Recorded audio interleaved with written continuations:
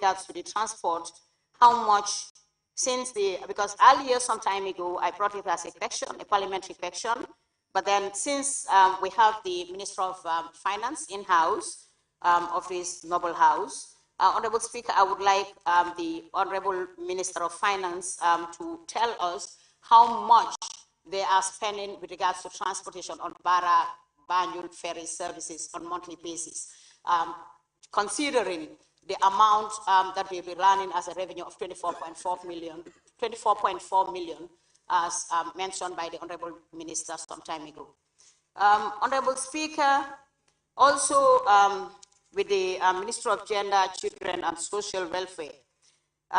Gender, Children and Social Welfare have also spoken about, in the SONA, the President has also spoken about the support that they've given to women of the Gambia as Women Enterprise Fund. Women Enterprise Fund, which should be on page 34. Earlier this year, the Women's Enterprise Fund distributed funds to 8,400 women across the West Coast region. I think this is a very, very minimal support. Yes, it's a support, but then imagine, just think of the population within West Coast, 8,400 women across West Coast region. I think this is very, very minimal. I will also urge the ministry to put more effort to make sure that our women in the country, across the country, especially West Coast, which is the biggest region in the Gambia, at least to be supported with regards to the Women Enterprise Fund. It's 8,400 women is absolutely nothing when you think of the population in West Coast region. Honorable Speaker, also on page 42, on page 40, before 42 rather, on page 41, section 6, subsection 6, on youth and sports. The Minister of Youth and Sports is continually initiating skills development and employment opportunities for the youth. The National Youth Service graduate program launched last year to prepare young graduates for the job market. It is clear, is a clear example. Another is the ongoing training in sustainable farming practices provided for the Shanghai Initiative. Honorable Speaker, what is the government putting in place to support these people? What are they putting in place to support these graduates? For example, the people who are training, the youths that they are explaining in the SONA, the President has explained in the SONA that the government is supporting them at least, or the ministry is supporting them on training on agriculture or any other sector that they might be training. So what are they putting in place to make sure that they maintain the knowledge that they have gained, or the knowledge that they have gained at least to be strong with regards to the particular lessons that they have learned whatsoever. Honorable Speaker, most importantly on health, when you think of the maternal mortality in the Gambia, maternal mortality has been an issue in the Gambia. It is still an issue in the Gambia, and it's a very, very big concern for women in the Gambia, and of course fathers as well. But in this SONA, there is nowhere where it is mentioned in this SONA by the President of the Gambia that at least a decrease of maternal mortality to be mentioned in this SONA, in this statement. Is it not important? Is it not important? There was a time when your woman, or when a woman or a family member is pregnant, you'll have a sleepless night because the person is pregnant, whether she will die or whether she will deliver in a good manner. But it has never mentioned in this SONA at least a percentage whether there is a decrease.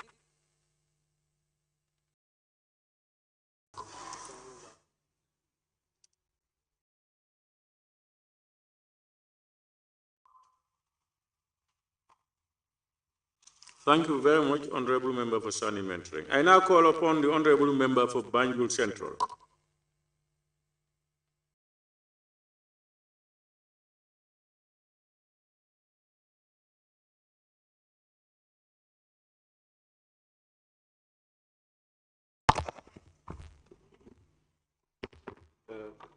Thank you very much, Honorable Speaker. I will first and foremost like to acknowledge the presence of our Honorable Vice President, and we hope that Allah subhanahu wa ta'ala accept the prayers, as he is just from the holy city of Mecca. also like to acknowledge the presence of all honorable ministers here present. It is quite important that whilst we speak, we see members of the cabinet within our midst, as most of the time we actually basically talk to ourselves here in the chamber, and we are brought here to be listened to. And most of the things that we put out are meant for those that are heading the sectors that we debate upon. So it's quite important. The State of the Nation address is quite important, Honorable Speaker, as it highlights progress and status of various cross-sectors within the ministries. This time around, though, the President gave a very good speech as usual. However, he decided to do away from the normal sectoral process, whereby we are usually given statistics of various institutions or sectors that are within your purview. But this time around, it was just a holistic overview of things. Though it's not bad, but most of the time, we would like to see specifics, as our role as parliamentarians is to be able to make variations, to be able to make correlations from previous years and also this year as well. I think if you ask me, I would say that what we used to have before is more preferred than this particular mode of communication with regards to the SONA. Also, part of our responsibilities as National Assembly members is to applaud the work of government when necessary. When they do a good job, we make sure we applaud them and also give advice in areas that need augmentations on most cases, but also constructively criticize on things that are pending and need urgent look into. That is part of our work as parliamentarians, and that's what we do our level best. That's why we do our level best to make sure that these things are put through. Honorable Speaker, if we look at the economy on a holistical perspective, in 2023, the inflation rate in 2022 from 5% then to 13% in 2023. From 2022, sorry, 13%, and then mid-2023, we saw an inflation rate of 17.4.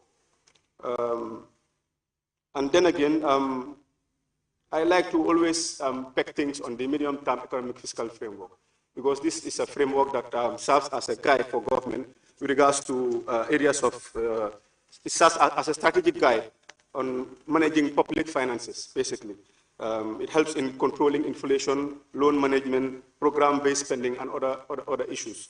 So if you peg things, midterm 2023, the inflation rate 17.4, and this 2024, we are expecting a debt distress of over $2 billion this current year. If you look at things, and part of the medium-term economic fiscal framework is that we will do our level best to have a loan threshold, basically, because we take too much loans. Most of the things I've seen here in the SONA are quite progressive. However, most of these projects are loan financed, and it really is a cause of concern, because it's like when it comes to our productive sector, it's still taking government time to be able to mobilize domestic resources to be able to fund some of our activities. And every single year, Parliament here, $5 or $6 billion, I think, goes to finance some of our loans. And this is taking a big toll on our economic, holistic economic output. And this, if you pack it with this particular SONA, I think there's a lot of work to be done with regards to these areas, Honorable Speaker. So I think if you are to align this with the medium-term economic fiscal framework, it's like this framework, when I first heard about it, I was quite, ignited, because at last I was like, we have a clear strategy as to how to manage our country's coffers, our finances. But if you correlate this particular guide and the way government is spending, borrowing, among others, there is in alignment, basically, if you look at how things are going. So I think really government needs to look at its priority areas and also make sure they align it with the medium-term economic fiscal framework. Honorable Speaker. When it comes to healthcare, Honorable Speaker, we've seen certain progresses. Health facilities have been constructed, which we applaud.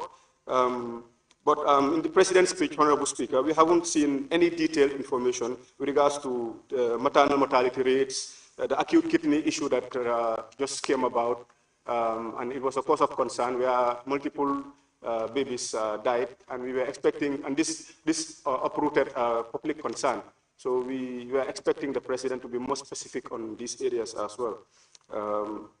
Honorable Speaker, when it comes to infrastructure, we've seen tangible major achievements, to be honest, and also we applaud the government for taking the pro-based tech rural process with regards to these sectors. We've seen a vast urban development when it comes to road connections. And there's a saying in Chinese that if you want to develop an economy, you make sure you build roads, interconnections, because it helps businesses, it helps, it augments basic transportation routes, but also helps in making sure that commerce and business processes are easier as well. So I applaud that. When it comes to environment, so our role is also to make sure that the previous and current year, some of the promises are aligned with what we are seeing currently. We've seen that in 2023, the SONA, the President talked of reforestation, waste management, coastal marine resources. We've seen that most of these things are upcoming. For example, we've seen that there's a waste bill that is currently in Parliament to be looked into. So we think that these areas, these are very progressive. When it comes to governance and civic engagement as well, we were promised that a new constitution will be tabled here in the Parliament, but it will go through a referendum. We've seen that the President has ignited that during his speech, that there will be a referendum for a new constitution that we applaud. The anti-corruption bill also, part of myself, part of our campaign promises was that we'll make sure that we ignite our voices in Parliament to make sure we influence the process with regards to the passing of the anti-corruption bill, and that we like to applaud. Honorable Speaker, when it comes to employment, we all know that currently the Gambia is, there's a high rate of underemployment, unemployment as well, and even a lot of, the President made mention during the speech that over quite a high number of graduates just recently from the University of the Gambia, but also it's alarming to know that most of these graduates will end up a year, 2 years, 3 years, seeking job opportunities. And it's really daunting, and most of them even up to go to the, overseas to be able to further their education when possible or find other means. Some are even engaged in business, commerce, and stuff like that with very good papers. But based on the unavailability of job opportunities, it's really hindering their process towards economic development. And the President also said that 150,000 jobs will be created. I did question where exactly these employment opportunities are going to be derived from, because we haven't seen any industrial complexes or large corporations whereby it will harness thousands or hundreds of young people. It's non-existent here in the country. But also we heard that from this speech that some will be sent to Saudi Arabia for job opportunities. My only question here is, if we are to send our citizens outside to seek job opportunities, it might be a brain drain for this country. So our question was like, 150,000 jobs, where exactly in the Gambia, what type of institutionalized setup will be done to be able to harness all these people here in the country, but not to send them outside? My question is also, are they being sent outside to gather skills, or are they being sent outside just to seek job opportunities? That we would like clarity on, and we were hoping to see that in the SONA. Honorable Speaker, when it comes to Minister of Lands, we've seen that there's a national land policy that is here, and also when it comes to the rent aspect of things, which is also a public right, there's also a rent bill that is coming up. We're just pleading to government to fast track these issues, because these land issues are really a problem for the everyday Gambian.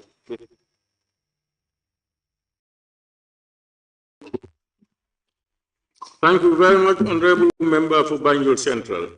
But we have already passed the anti-corruption bill, probably its enforcement. I now call upon the Honorable Member for Lower Nyumi.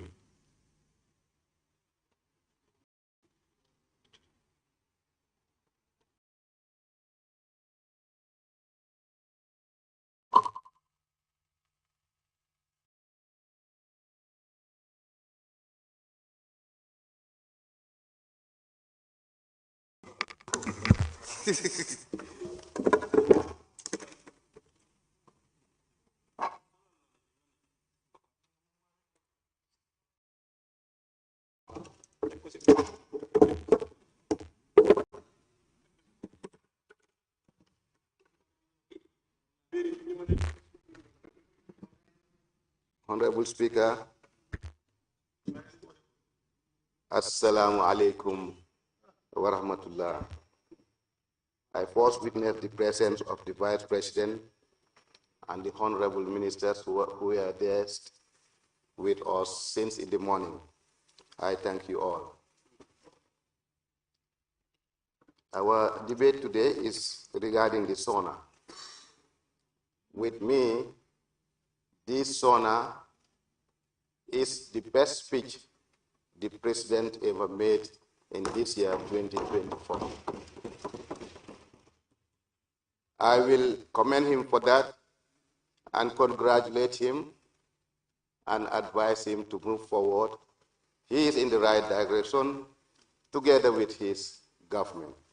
I thank them all. Honorable Speaker, I will just jot down some points out of the SONA.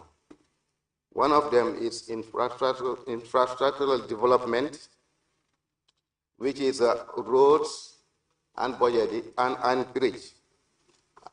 These are some of the development. As the saying goes, seeing is believing. When you go around the country, you will see a lot of development in terms of roads and bridges. Therefore, with that, I would like my constituency of Lower Nyomi to enjoy feeder roads also. Honorable Speaker, in terms of agriculture, I will applaud the Ministry of Agriculture for the good job they are doing, particularly in terms of trying to get food self-sufficiency. This is what we need. As the living commodities are high, definitely we need to work on to get food self-sufficiency for this country in order to able to eat what we grow. Honorable Speaker, he has mentioned, the President has mentioned about health. That is, 3 new health facilities are built, which is a laudable achievement.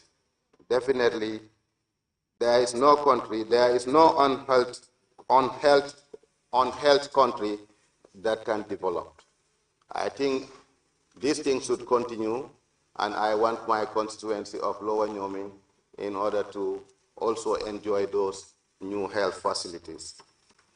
Honorable Speaker, river transport. I was very, very, very delighted when the President mentioned that his government has purchased 2 new green ferries in order to facilitate the transportation of passengers and goods between Bara and Banjul. I'm praying for us to live and witness those 2 new ferries in operational. Honorable Speaker, in terms of security, he talked about security, border security, internal security. With this, I'm appealing for the government to put more effort on internal security as armed robbery attacks are rampant in this country, particularly my constituency of Lower Nyomi and my own village of Pas Njaga Choi. Armed robberies happening every year, year in, year out, every year. I'm urging the government to do something in order to eradicate armed robberies in this country.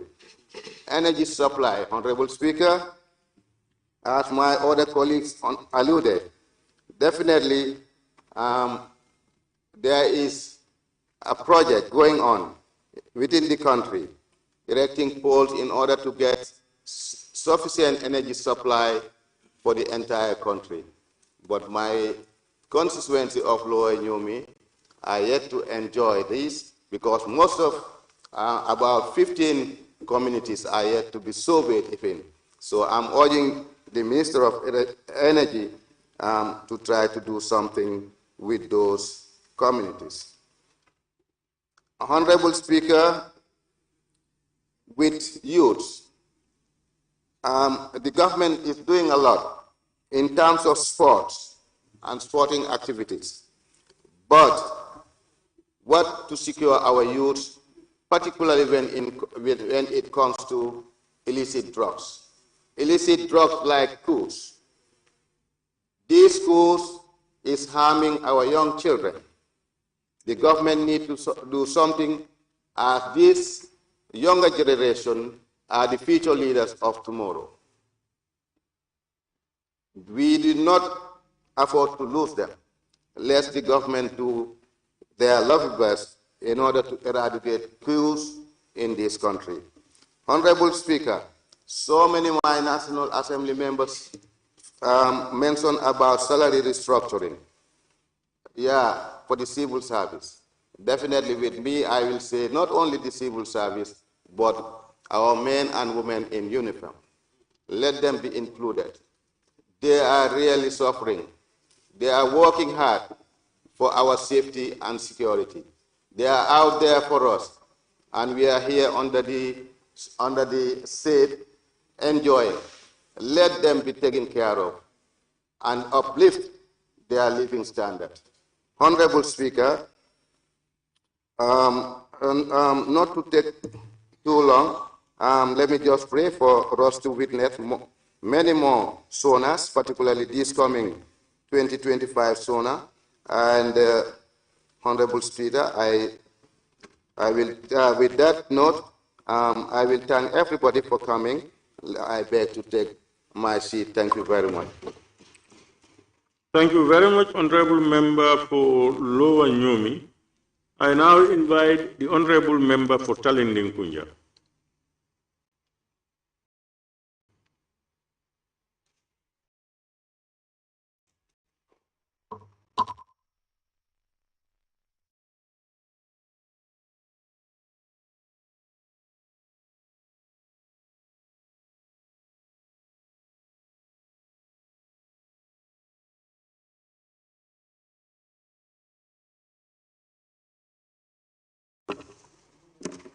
Thank you very much, Honorable Speaker. I would like to first and foremost thank the Vice President and the ministers here present. I will begin my intervention with the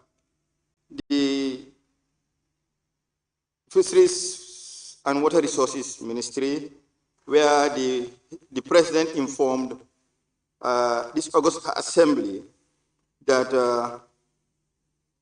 the Gambia has made significant strides in improving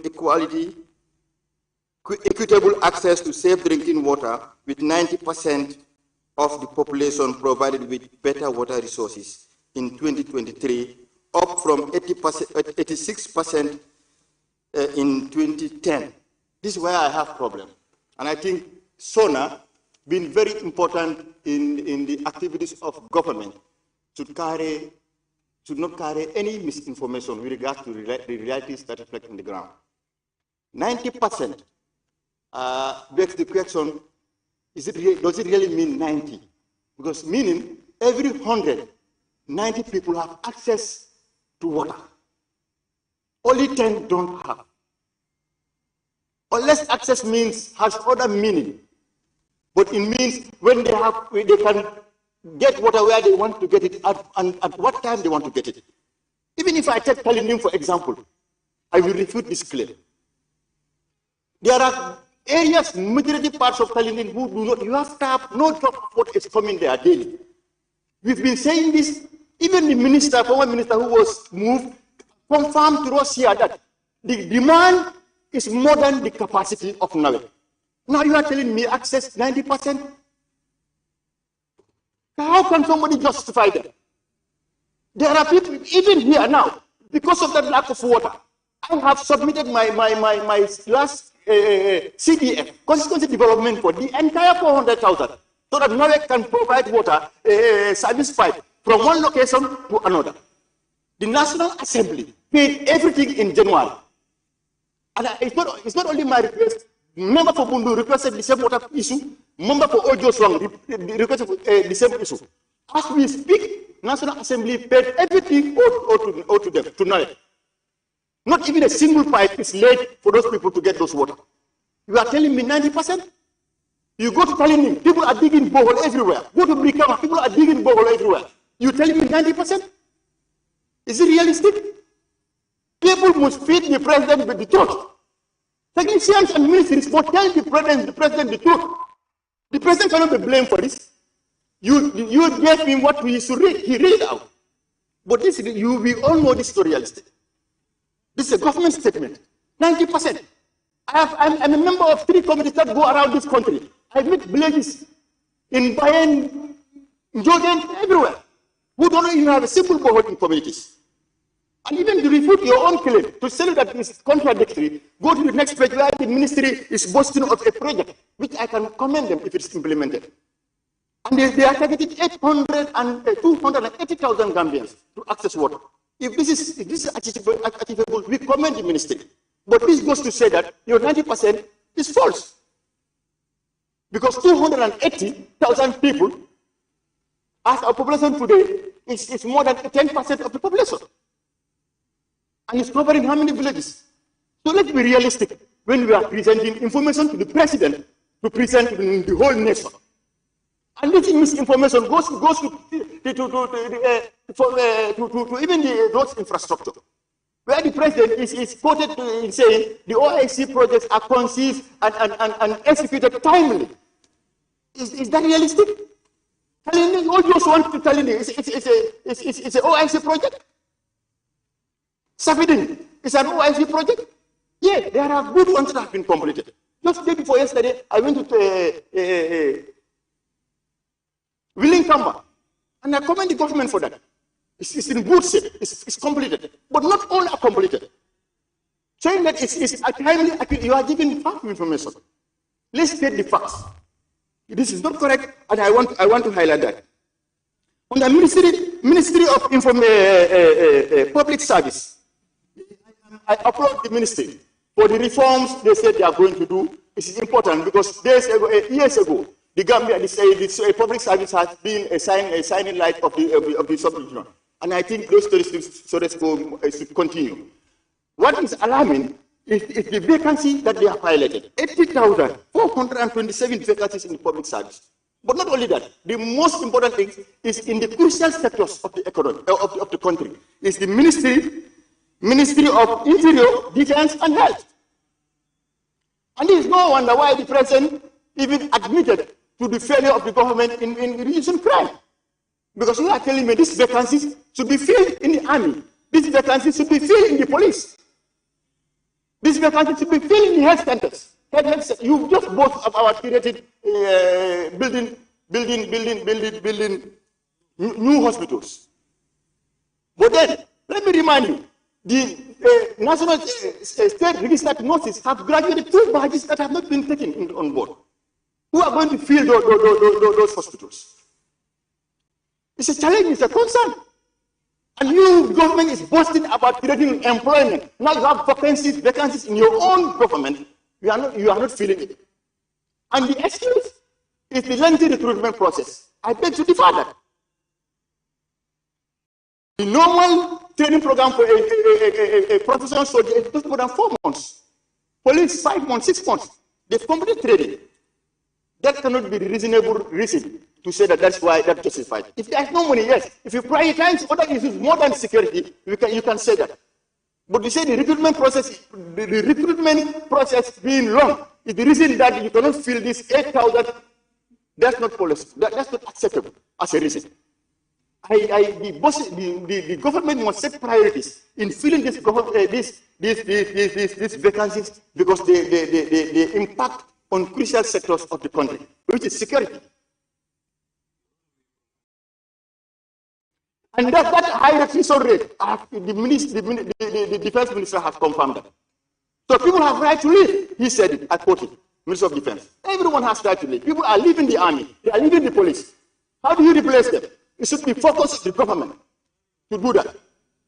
And why are they doing it? The welfare of the people in the security forces. It's not made any mention of in the statement. Honorable Speaker,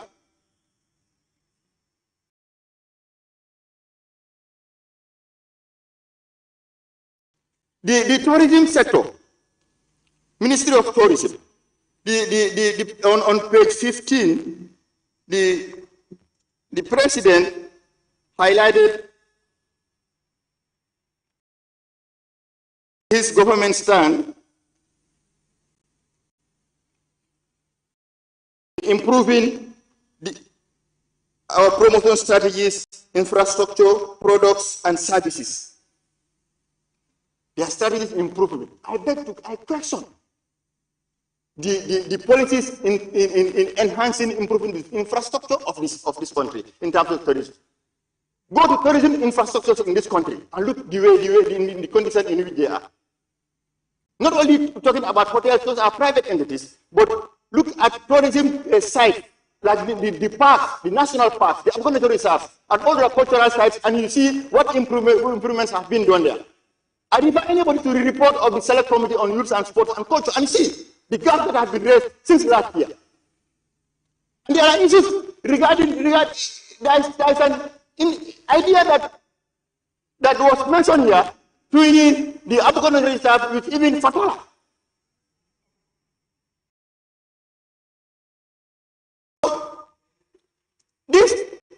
The realities on the ground does not reflect what the paper, the official statement is saying.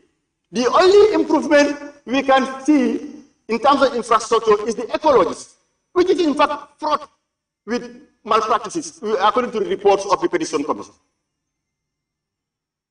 So we are saying Gambia wants to revamp the tourism sector, but the product and the infrastructure are not being developed. How do we go forward?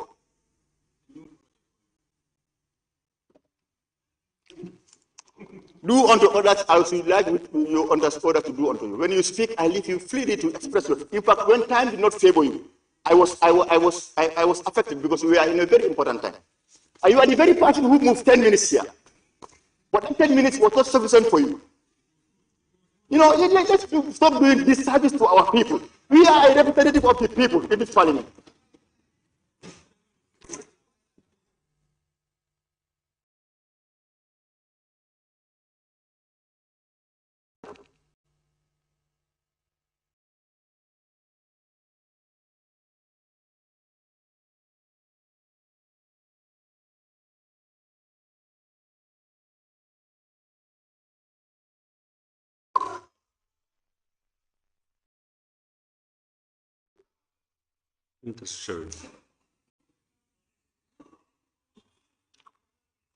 Thank you very much, Honorable Member for Talending Kunjang. I now invite the Honorable Member for Nyami Natankunku. Thank you very much, Honorable Speaker, for giving me the floor. Let me also join my colleague to thank the Vice President and then the Cabinet Ministers who are present in these chambers. Honorable Speaker, let me also thank the President of the Republic for fulfilling his constitutional mandate. Honorable colleagues, we have the SONA in our in front of us, and then this is because of Section 77(1) that actually forced the President, because the provision is SAL, meaning that he should do it. But again, there is a qualifier on this thing. It is telling us, if I may read, Honorable Speaker, the President shall at least one in each year attend a sitting of the National Assembly and address a session on the condition of the country, the policies of government. These two qualifiers are very important, especially when it comes to the policy issue. And then I believe the reason why is because of we are representing the people, and these government policies affect the people that we represent. Then it is important for us to look at the SONA critically and have time to criticize those policies, because these policies affect the people that actually we represent. So the idea is for us to look at it, criticize it, shape it. Where it is fine, we talk to the government. Where it is not fine, then we criticize it so that the government can improve. On that note, Honorable Speaker, let me, since we are constrained with time, let me just start with the Ministry of Agriculture. Honorable Speaker, the Ministry of Agriculture is very important in our economy because it has the largest employer in all government sectors. But we can see it contributes only 24% of GDP, which I believe government should work on and put a lot of funds in the Ministry of Agriculture so that actually our economy can be a little bit better. But sometimes if you look at the Ministry of Agriculture, you wonder why. The funds, donor fundings that go to the Ministry of Agriculture is too much. This is why sometimes even when we are considering this, we think twice. They have the most landed people in this country. They are in the Ministry of Agriculture. But honestly, result is their problem. And then I think if we want to move this country ahead, we must be focused how the Ministry of Agriculture can perform better. Honorable Speaker, when it comes to works and transport and infrastructure, we are informed in paragraph 7 of the SONA that the Gambia Port Authority make a revenue collection of 1.5 billion. Very important. It's a lot of money, but I believe it is underperforming. And then I think we need to look at the Gambia at the Port Authority very well. Honorable Speaker, the scanner at the Gambia Port Authority is owned by a Ghanaian. The Gambia Port Authority should have its own scanner. A foreign company installing their scanner at our airport, even in security-wise, is risky. Very risky. So meaning the Port Authority itself, they should have their own scanner. But if you have a foreign company that is running that scanner, seeing what passed through that scanner, then as a country, is definitely risky, and then we need to look at it properly. Then, Honorable Speaker, on trade, and then I think I will not debate that one, but I would actually put a question that I would need a clarification. Many members have talked about it with regard of the $50 million. But you know, we approved this one as a parliament. And then if you look at the preamble of that $50 million, it reads as, whereas the borrower has requested Badia to provide a revolving trade finance facility of an amount not exceeding $50 million US. Herein referred to as the facility, to be exclusively to finance importing of petroleum products, food, and other essential commodities from African and Arab countries. Listening to the person awarded this contract, saying he has a vast land in Sierra cultivating rice. With regard of this, if you look at what we have, for me, there is nothing like rice cultivation. I think you can import, you can use the fund to import rice. But to use that fund for rice cultivation is my question. Honorable Vice President, and then the Finance Minister also is here, who is the custodian of this document. It is true that the person awarded this 50 million, is he using that some part of that 50 million to cultivate rice? If that is the case, go to Article 10 of the agreement, where it reads default clauses. Event of default. It is an event of default if one of the following occurs. The borrower use any part of the proceeds of this facility for a purpose other than the purpose for which the facility has been extended, or other than financing imports and other products. I need an answer to this, because for me, you already put yourself in some legal litigation, because the Gambia government is the borrower of this money, not the person who is awarded the contract. It is very clear in the agreement that it is the Gambia government that borrowed the money because they signed for it. If you look at the back page, named Dr. Sidi Ulta, Director, signed on behalf of Badia and Republic of the Gambia, Mr. Sidi Keita, the Finance Minister. And we must be very careful in it, the way this thing is implemented. Many members have talked about it. Actually, members of Parliament, we are a little bit dissatisfied the way it was implemented, because for me, I believe where you have a 50 million on behalf of the nation, use that $50 million to create millionaires. But if you take the $50 million and give it to a millionaire, the purpose is defeated. And actually, for us, we were definitely expecting government institutions to be part of this thing, like the GGC. We see the intervention they did when they imported rice here.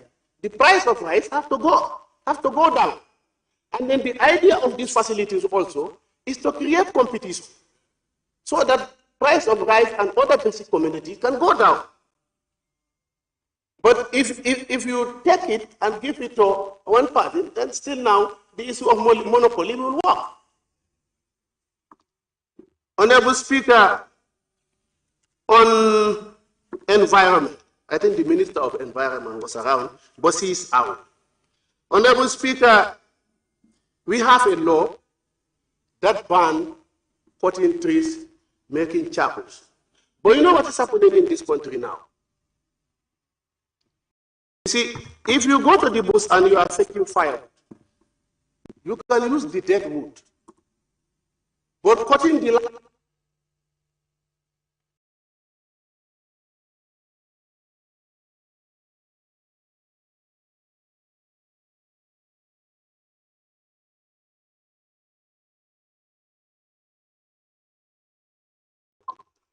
Thank you very much, Honorable Member for Nyamina Dankunku.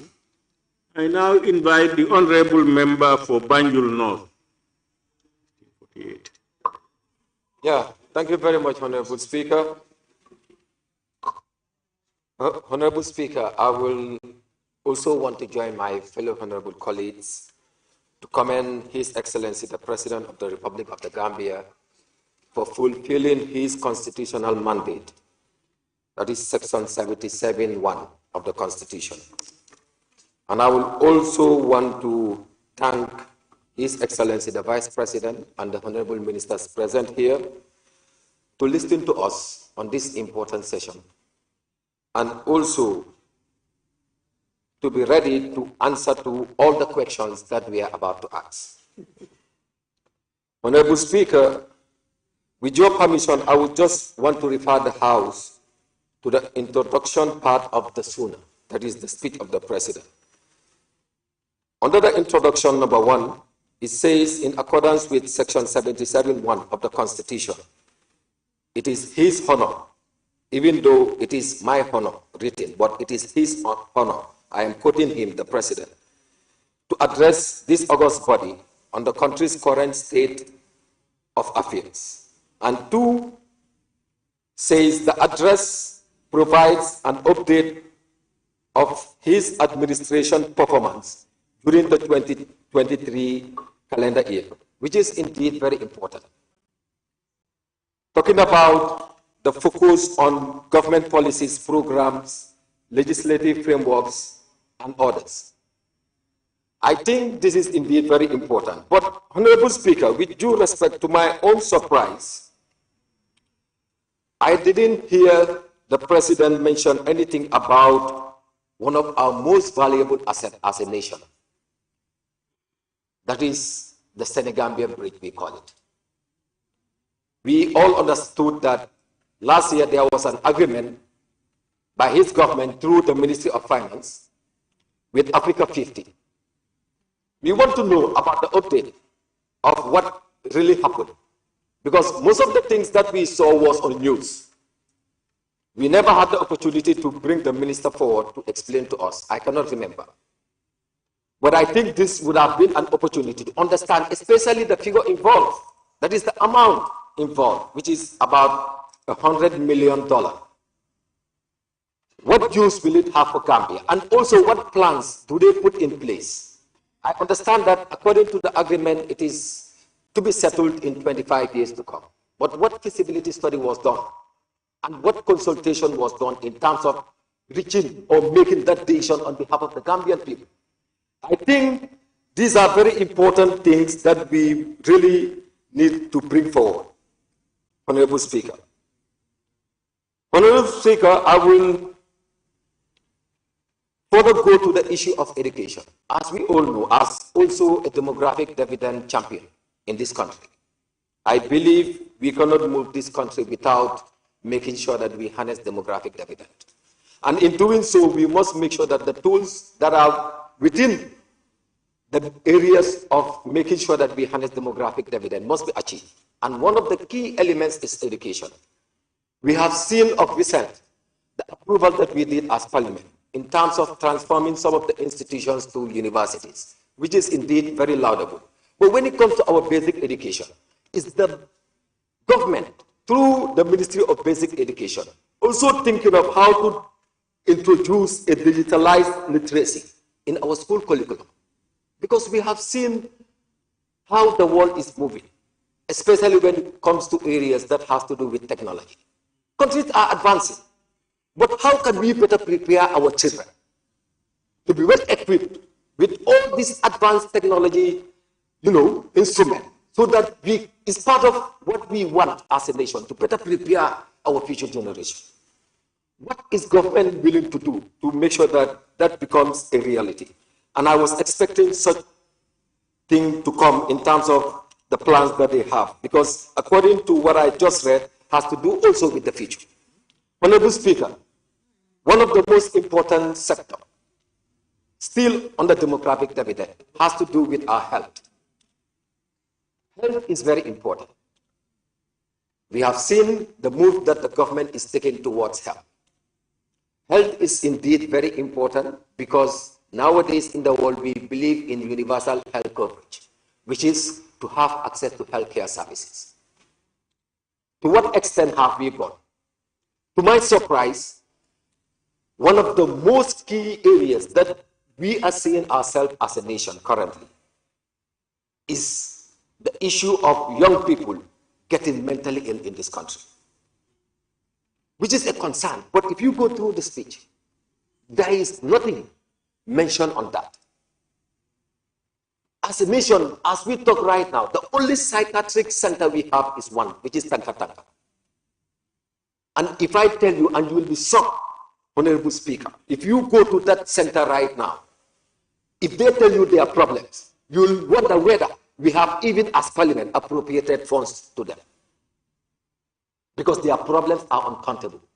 What is the government doing to make sure that everything is in order when it comes to that particular center?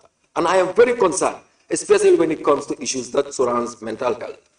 We have seen a move by the government in terms of introducing the nutrition bill, which is indeed very important. And I believe as a parliament, we are also willing to make sure that when it is brought forward to us for the second reading, we will surely do the needful as parliament.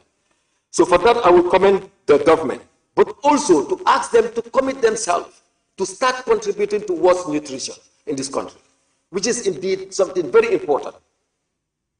Anything that has to do with nutrition, you will come to realize that it is donor-funded as far as our programs are concerned in this country. Donor-funded programs are not sustainable.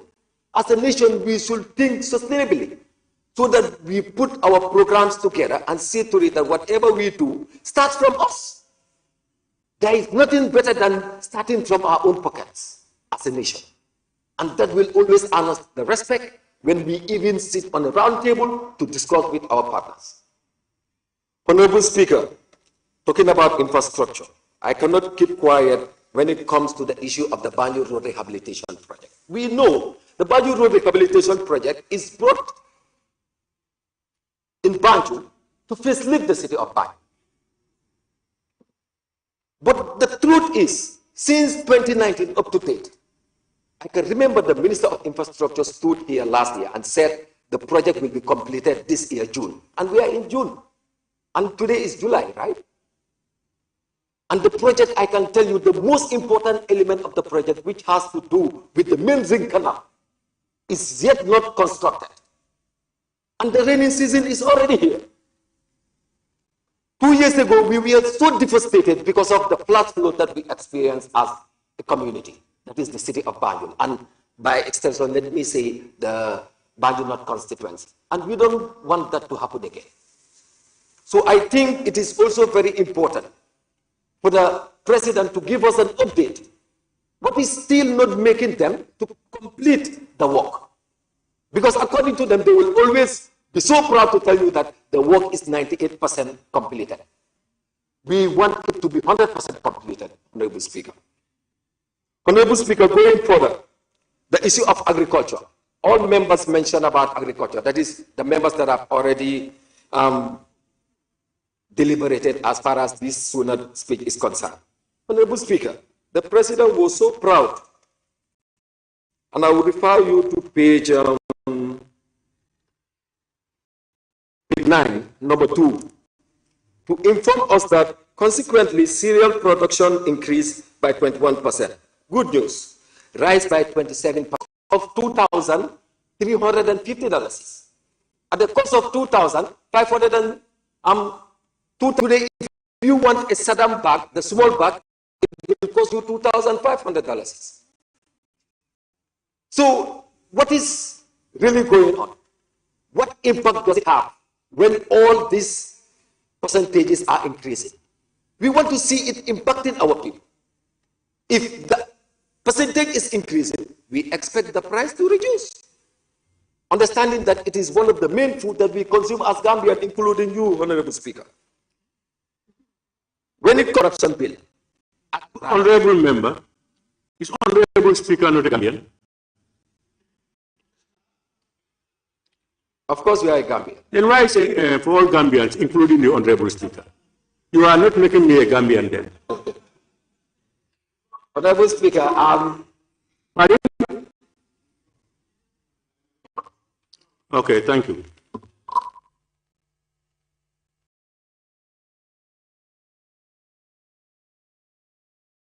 It's good enough that your time went off because you mentioned me as a non-Gambian.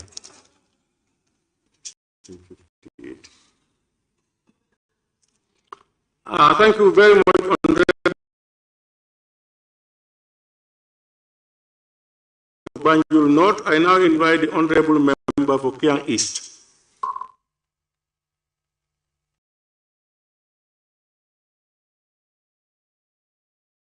It's not in the chamber.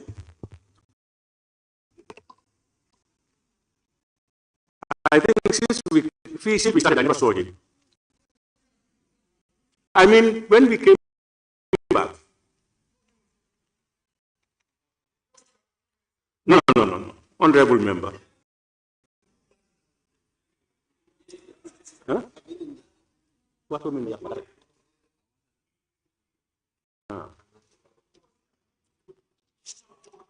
Is he going home or he's... I'm just being informed. Let me strike his name. This is what I'm saying. The table office just told me that the member for Kiang is asked that I scratch his name because he is going. This is the information I'm receiving against what you are saying.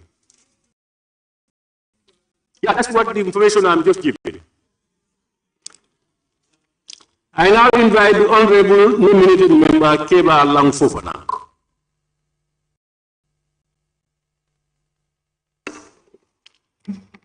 Thank you very much, Honorable Speaker. To start with, Honorable Speaker, I would like to thank the Vice President and all cabinet ministers who were with us since in the morning, and equally to say a very big thank you to the President in fulfillment of his constitutional mandate as stated in Section 77(1) of the Gambia Constitution and Section 24(1) of the Standing Orders. Honorable Speaker, before starting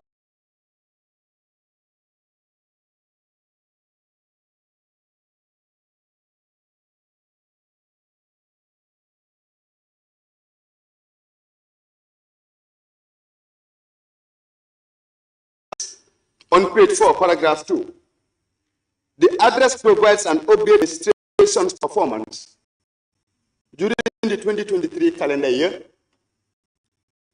with focus on government policies, programs, legislative frameworks, and plans for the future.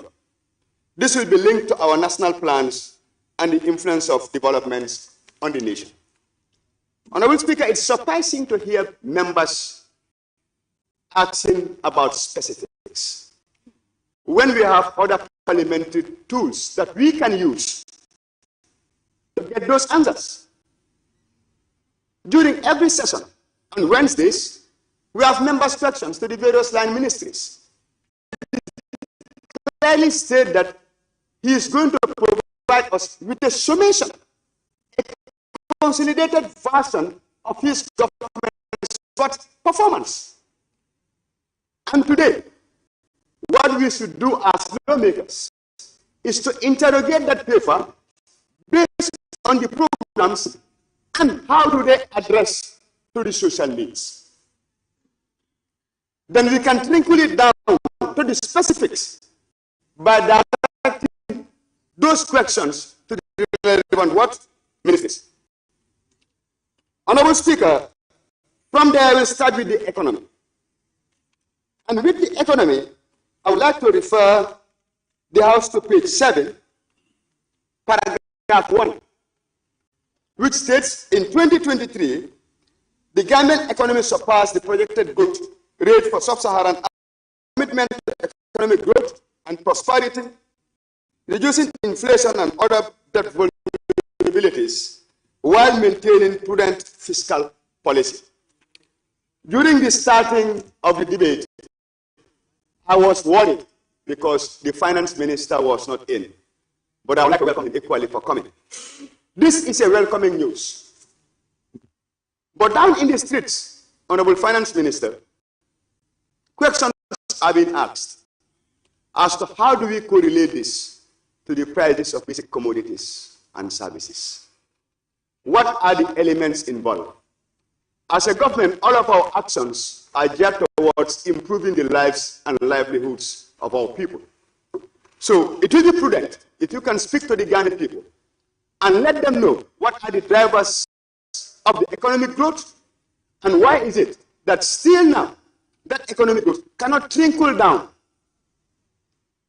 to a noticeable decrease in the prices of basic commodities and services. And if at all there is anything that needs to be done, we can do it concertedly, so that at the end of the day, the vision of the President to providing a better Gambia for all can be realized.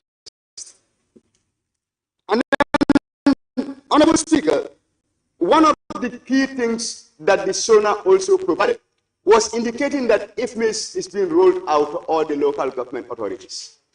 For instance, with one of the finance directors in Janjambure Area Council, where the director told us that the source documents were left out to be soaked by the rain.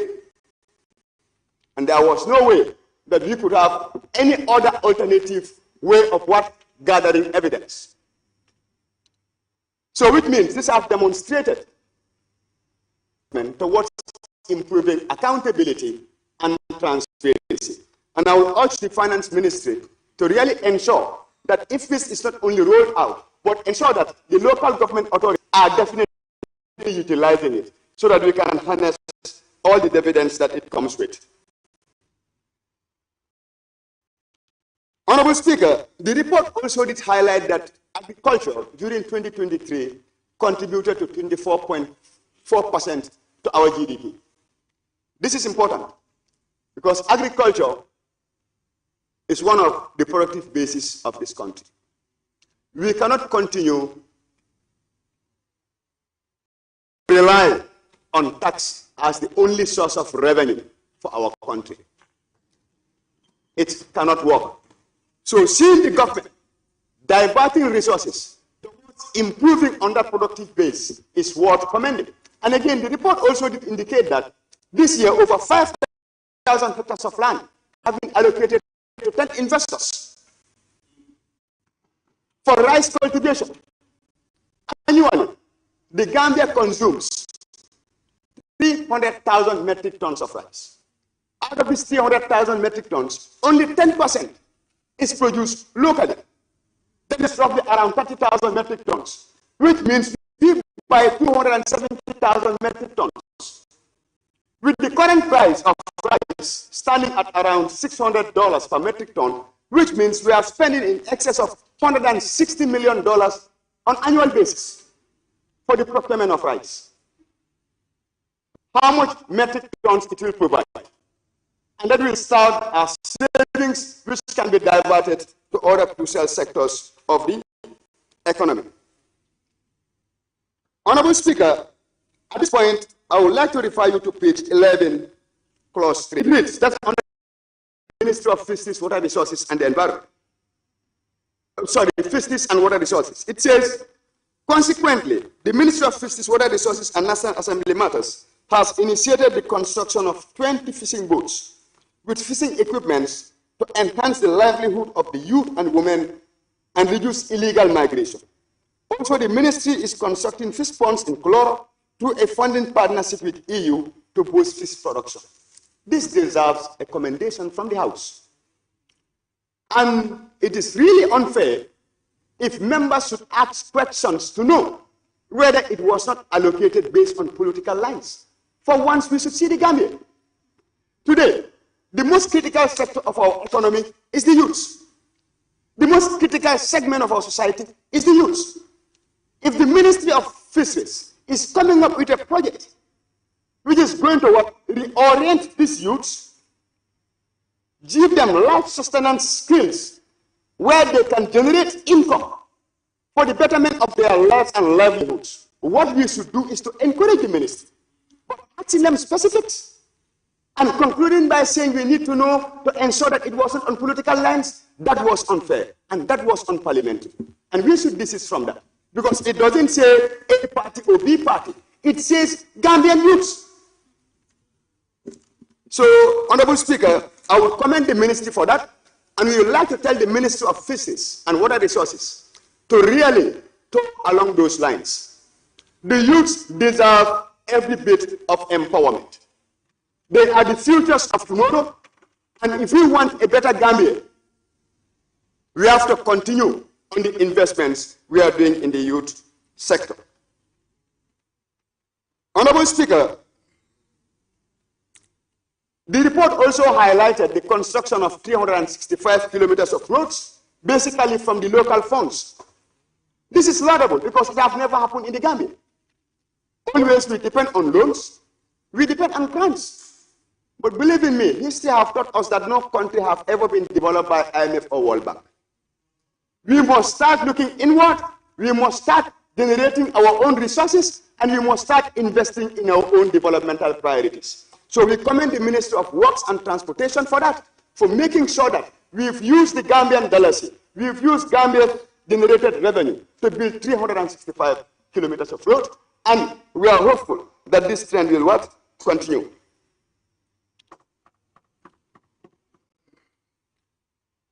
Honorable Speaker, to the Ministry of Land, we are happy that the Minister is here, and we are saying a tap on the shoulder because we have seen the improvements you've done in the ministry, which is equally being highlighted by the Shona statement that for the first time, we are formulating a land policy since independence. It is high time we start thinking about land banking.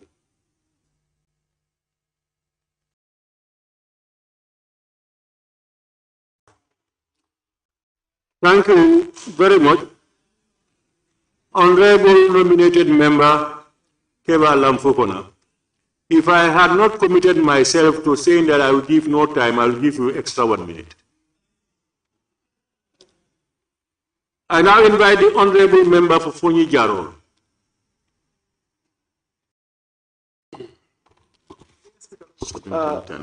Thank you very much, Honorable Speaker. And then may I also thank the Vice President and then all the honorable ministers that are here with us since in the morning and those coming in the afternoon.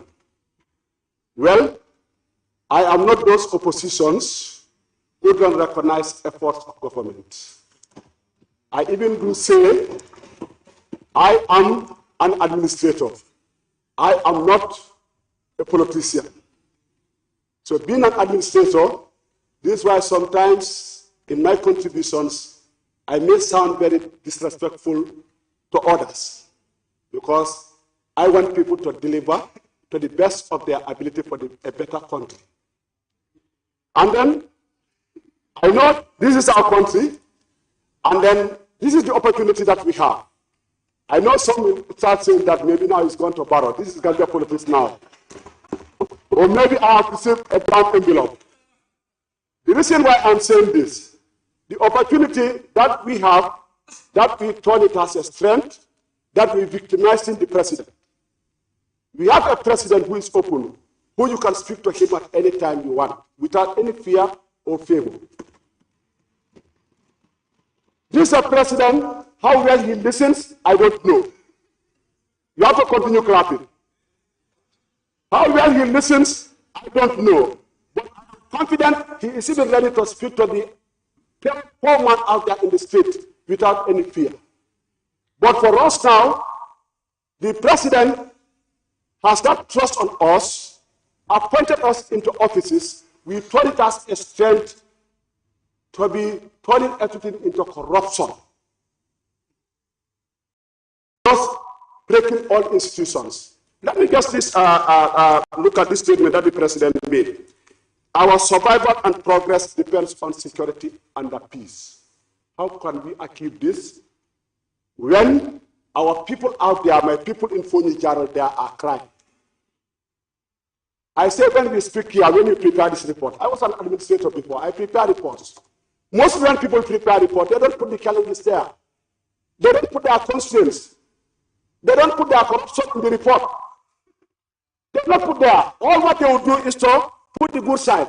What I found most of it to be contradicting here, Honorable nominated member has said it. Honorable Talim Kunja has said it.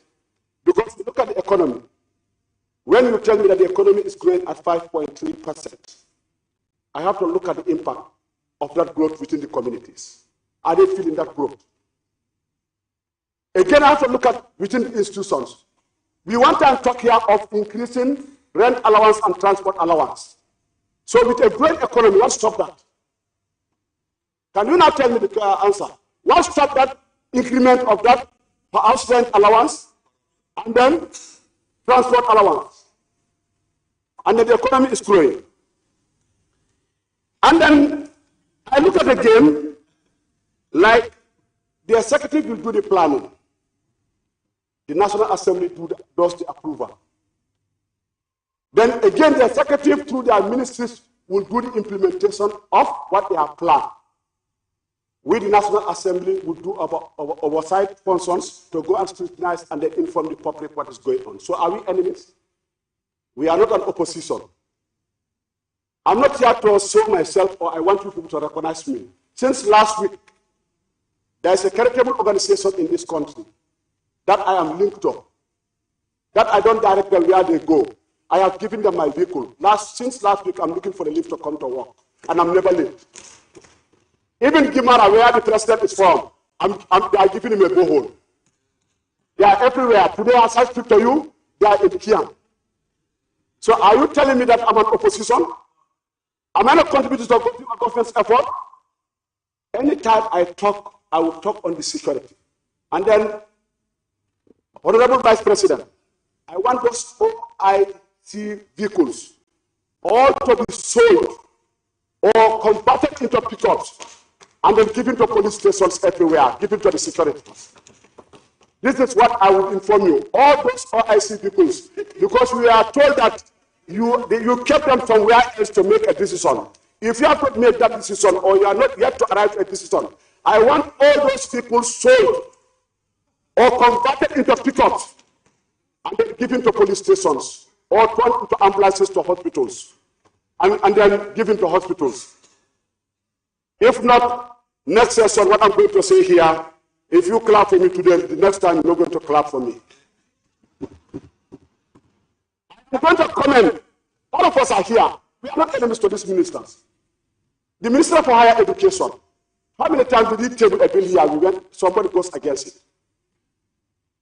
The Minister of Finance and Economic Affairs, anytime we are out, especially Gambians, we are out on international engagement. Anytime we present our work policies, countries admire us. They want to learn from us. But come to our own country to implement is like day and night. While our people are suffering there, you want us to come here every time we are looking at the table. In fact, we need to do something to the security. It's not safe. If you go by the word of this president, our survival and progress. Our survival and progress depends on security. And because my own village, my own constituency, Foni Jaro, and the land where I come from, the number of security personnel that are living security is a threat to this nation. And the some are living not because of poor allowances and salaries, because of the suppression they receive at their workplaces. Because we put the wrong people into leadership position or to lead those people, whereby they suppress them, they don't know even their role as leaders, and they force those people to resign from the military, just being out there. And we think that is peace for us. We are talking about sustaining peace. And then even their example is demonstrated during lockdown. The securities came last. We have to go and have the food. Before they came, the food is finished. These are the people to protect us. Now they have to drink water to protect us. Even if I hit one, he's going to collapse because he's already hungry. We are not looking after them. We should care them. We're not having emphasizing, but people think that I want to be a friend to the police. It used to be the ugly of the security, the ministers. They used to travel with them. Why did you stop it? Why did you stop it? You know, I'm not that opposition who yesterday, even when this building was being constructed, they said it's waste of resources. Today you are sitting here and clapping. You don't even want to portray that picture here. That's discomfort. This report here, I wish I'm giving 1 hour to speak. I'll analyze from economy, the growth of the economy, come to agriculture. This one has already said. He said about 27% growth in rice production, cereal, and this and this. Still now, a bag of rice is going up, importation is going up. Where's the positive impact? Where's the impact? What kind of report did we present here? And then before my time is finished, let me say this important thing here. Because I know some people are eager for my time to finish. This in the Constitution that is thrown out. Let me quote the president, that's under legal. He said the former president act. She enacted, acknowledged the services of the nation's former leaders. That is the president's, how do you call it? This page 30. 39, page 39. Don't confuse me by asking for number. And then it provides their dignified post-presidential life. Very important word. I can't speak English, but I don't know what this word means. Like how you expressed the OIC said most successful. Can you remove the Honorable, page 39, which paragraph? 4. 4, page 39, 4. It provides for their dignified post-presidential life. Only that life. I don't know that bill we president now, because we don't even have ex-president that we are protected. When the home of the ex-president is turned into a military barrack. What does this mean? We are preparing it for somebody. This is why African laws keep on changing. If today I become a leader, this constitution will be thrown out. I prepare my own constitution. Because we prepare constitution to suit for your own self, not for to suit the country. This is what we do. Are we giving any protection to the president? Where we turn his family compound into a military barracks? And then now the bill is here. That is, we are saying that we are happy to pronounce. That is fine. So what I want to say here, this report here, I have a lot of objections to this. And then definitely, if we are talking about sustainable peace, we have to look at the welfare of the security. The pressure that is going in them, forcing a lot of them to leave the service and stay in this country is not good.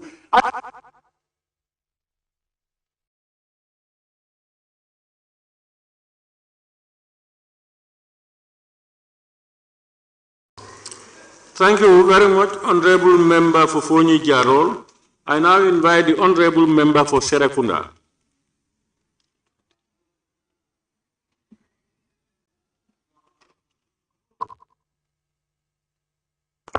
Thank you very much, Honorable Speaker. I will equally join my fellow members to thank members of the executive and the President for fulfilling his obligation.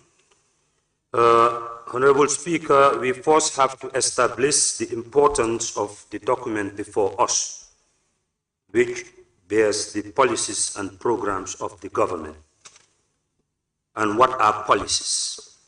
Policies are a roadmap as to how government should operate in order to achieve the desired aims and objectives of the citizens.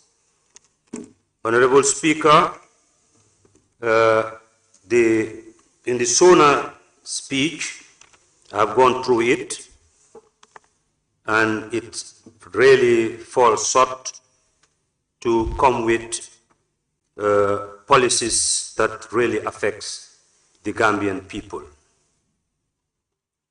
Honorable Speaker, there is a mismatch between the policies and the programs.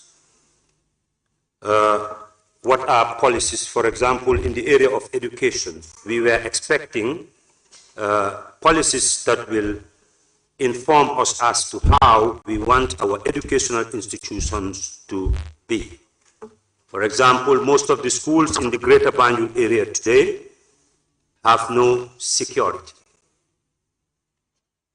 They are occupied by juvenile delinquents selling drugs, playing in those school grounds during school hours, disturbing teachers, and teachers cannot even control them. So what are the policies of the security policies of those schools? Honorable Speaker, crime and juvenile delinquency is really a concern, and there is a public outcry. Recently, 7 Gambian youths have perished through the use of kush, and many communities have found it very necessary to come up together to form a vigilante group. So on that note, I would thank the youth of Serekunda Community Police, the youth of Talinding and Sukuta as well have definitely come up with tremendous efforts to help the police to curb this menace amongst our youths. Honorable Speaker, we should also try to understand what is the cause of these social vices in our communities. This is as a result of disorganized societies, unregulated institutions. For example, every corner in the community where I come from, Serekunda, there is an unregulated garage, which is a bridge to social vices, where normally these criminals will hide and do their operations, selling drugs, selling drugs and doing other criminal activities. Honorable Speaker, there is also another area that needs to be regulated. That would be what are the regulations or policies to guide the operations of bars, nightclubs, casinos, and supermarkets. Honorable Speaker, in every supermarket nowadays, they are selling alcohols, and there is no age limit. And you go to the nightclubs or to some of the bars in our neighborhoods, like in Kololi, Honorable Speaker, you will see all sorts of criminal activities to a degree whereby... Sorry, Honorable Member for Serekunda. The timers, he has just spent 5 minutes. He still has 5 minutes, please. Sorry, yes, Honorable Member for Brikama South. Honorable Vice.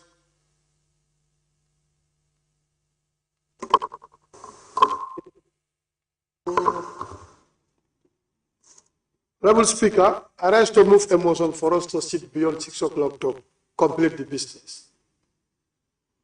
Okay, honorable members, I have a few left, so I think by then we will be able to finish. Okay, any seconder? Old Yundum, honorable member for Old Yundum. Yes, I second the motion, Honorable Speaker. Honorable members, it has been moved and seconded that we continue beyond 6 o'clock to complete the order paper today. Those in favor, please say aye. Not in favor, please say no. The ayes have it. Honorable member for Serekunda, you can continue. Thank you very much, Honorable Speaker. This comes to my mind as a result. On the day after the Eid prayers, I took my children to somewhere where is a public place for children to hang out. So when I went there, Honorable Speaker, it was very disheartening. You'll see children under the age of 12, 13 using this seesaw. And in a developed country, there is the age limit. Where are those policies? I was equally going around looking for my boy who was also out. I went to a place called the center around Bakote. There they are selling alcohol in the midst of young children between the ages of 12 and 16.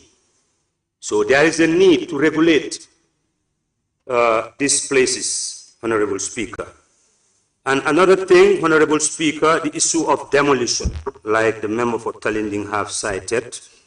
Currently, in my community, so many properties have been demolished, and they are yet to receive their compensation. That is also an issue.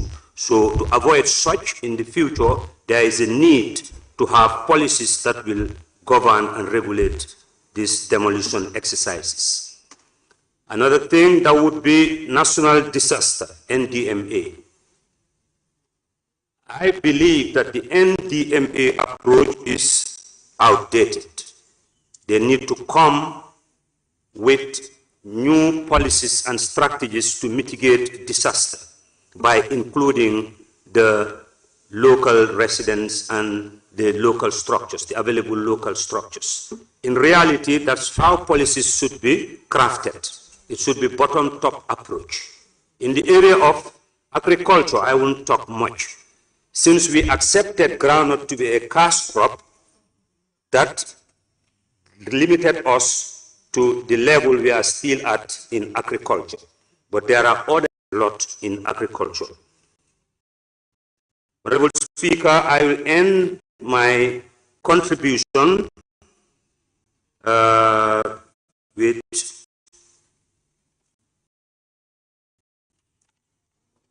our that would be page 45. 9. Our experience over the years provides an example of how an under-resourced small state and the executive, by admitting that we are under-resourced, but we accept to be under-resourced. There are other areas. For example, where are the garages? Where are the malls?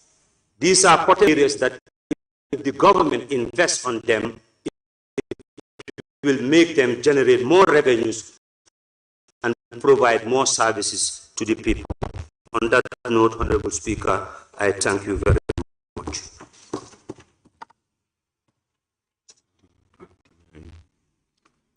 For Serekunda, and despite our interruptions, you kept to your time. I now invite the Honorable Member for Fonyi Bintang.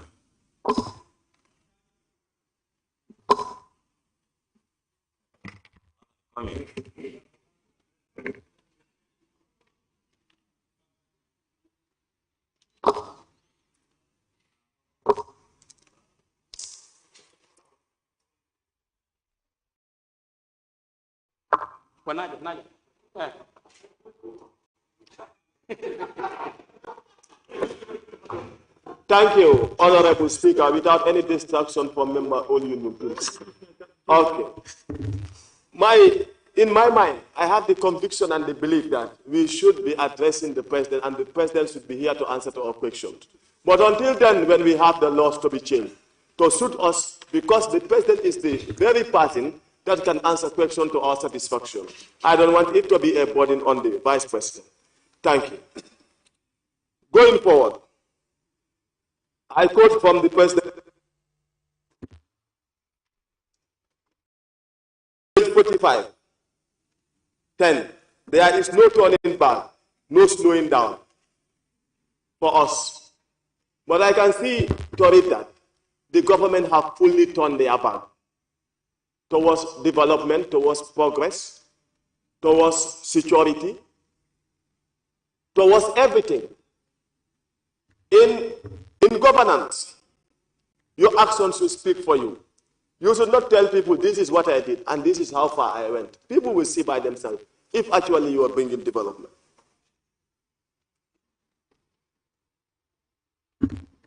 I was expecting the President to come and tell us how prepared are they to fulfill the promise that they made to the general civil servants. That is the issue of transport allowance and house rent. That was promised to the entire civil servant. But they have failed and they have not addressed that. When you address the nation, you address the burning issues. You address the challenges that the people are facing. You address the economic situation. But you cannot tell us that we are improving in terms of our economy, when in reality, we are seeing inflation day in, day out, draining us. How much are we changing the euro today? 72, 73. It went to an extent up to 74 for 1 year. And you're telling us we are developing and we are progressing, our economy is progressing. On what basis? Things must be realistic in all the senses. So that is the challenge that we face as a nation today. We said, the government, how do they want to improve on the civil servants and their living condition? We all know that the Gambia, we have the least pay scale in the sub-Saharan Africa. You are telling me we are developing in our economy. How are we developing? How is the economy growing without the civilians feeling it, without the general public feeling it? What is wrong? Who is feeling that economic growth? That we want to know, Honorable Vice President. We are not asking the President how he wants to rely on UN, as he stated here. Honorable Member, you are not addressing the Vice President, you are addressing the Speaker. The Speaker, thank you. Honorable Speaker, I'll always address you and continue to address you. And that is not for you, but for you as the chair. Honorable Speaker, page 5, the President stated, Mr. Speaker, our resolve is to intensify engaging with global and regional bodies such as the UN, AU, and others. The engagement has been on for long. But we are not asking you about the engagement with those people.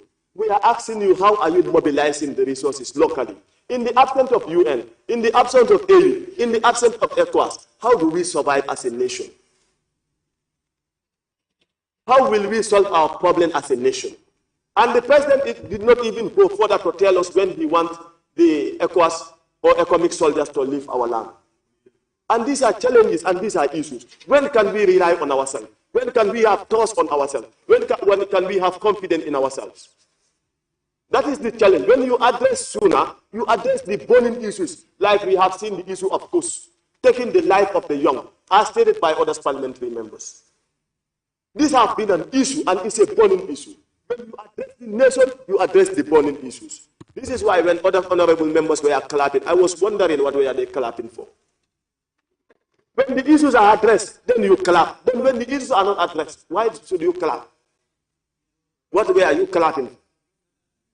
In the judiciary sector, we all have seen that there is no progress in the judiciary sector. Because we have seen cases that people are in remand for 10 years in remand without completing the judgment. When you address those issues, you address the nation, those are the kind of issues that you should address as the president. In the issue of health, go on Ndemban Clinic. Ndemban Clinic at night. We are not asking you how much health facilities have you constructed. We are asking you in terms of performance, in terms of exercise, in terms of resources. How far have you gone? That is what we are asking you. For you to tell us. But go on Ndemban around 5 o'clock or around 7 o'clock. You will see people, they lie on their floor. Sometimes they will be there without treatment for hours. And this does not require that much evidence. Just go there today and you will witness it by yourself. And in the health sector, how do we advance? Is that progress? Is that development? Go look at Banjul here. The renovation have been ongoing close to 2 years in the area of health. And is this the kind of democracy that you have called for? And is this the democracy that you celebrate? It's sad, Honorable Speaker. Very, very sad. And the president also made it clear that he stands firm to fight against FDC. More than the commitment of the president is our commitment to preserve our culture, our traditions, our beliefs, and our values. And in this National Assembly, we will continue to represent the interests of the Gambian people, not the interests of the West. And that should be known to all. In so doing, we don't in fact require support from anybody. We want to uphold our beliefs, our values, and our traditions. And that FDC, we are committed to practicing it today, tomorrow, and forever. What will be wrong if we practice what we believe in? We ask you to practice what you want to practice, and we practice what we want to practice. And you say no to that? What kind of democracy is that? Mbajela Jande, we will see it. We will see the end of these things. You were clapping. You better clap now. We will see the end of this. We will stand on our ground without begging for relationship or support. If that will be the reason as to why we will be sanctioned, let us be sanctioned as a nation.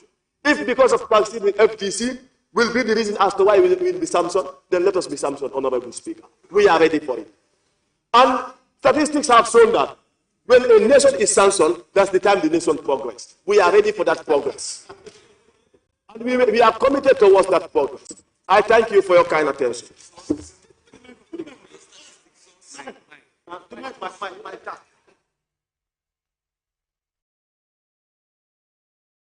Thank you very much, Honorable Member for Fonyi Bintang. I now invite Honorable Nominated Member Fatou K. Jawara. 1738.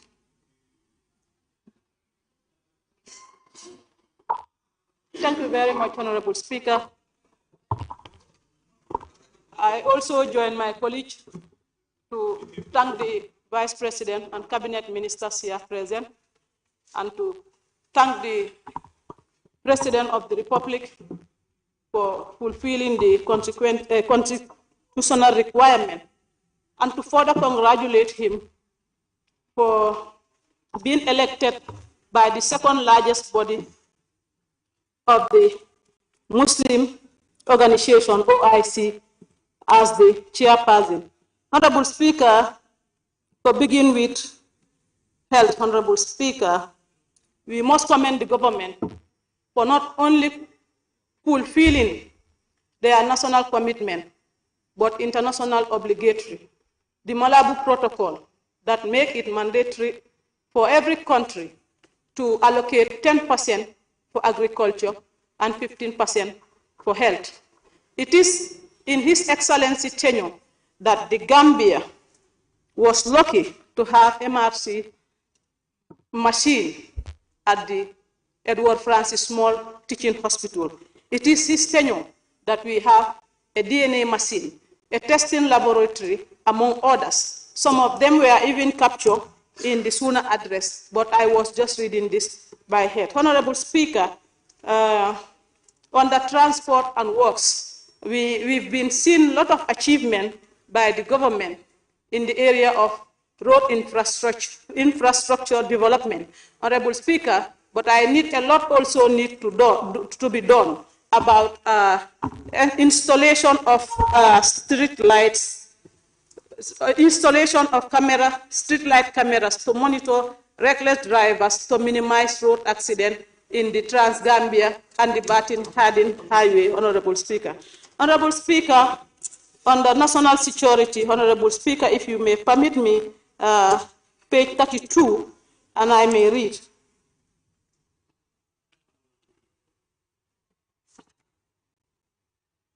Page 32, where the SUNA address highlight the Police Act of the 1949.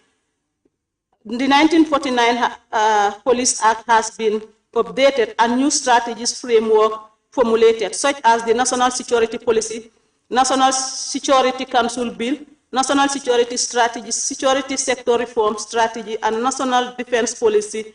The GAF Bill has also been revised, and the term of reference for service. I think this will serve as serve our men in uniform to have a decent livelihood after serving as security men. So those members who were saying that securities were not captured and they were neglected, I think that those are things that we need to revisit. I don't think the servicemen were neglected, because we all witnessed in the past 22 regime when they were subjected to go and work at a farm by force, when that was not happening anymore. Honorable Speaker, still on national security, I'm calling on the Interior Minister. The 113 cases that were reported of the coups and 11 deaths, I don't think there is any Gambian, any non-Gambian. And most of the traffickers of these coups believed to be Sierra Leonean and other non-Gambians. So I think those things need to be checked, and we have serious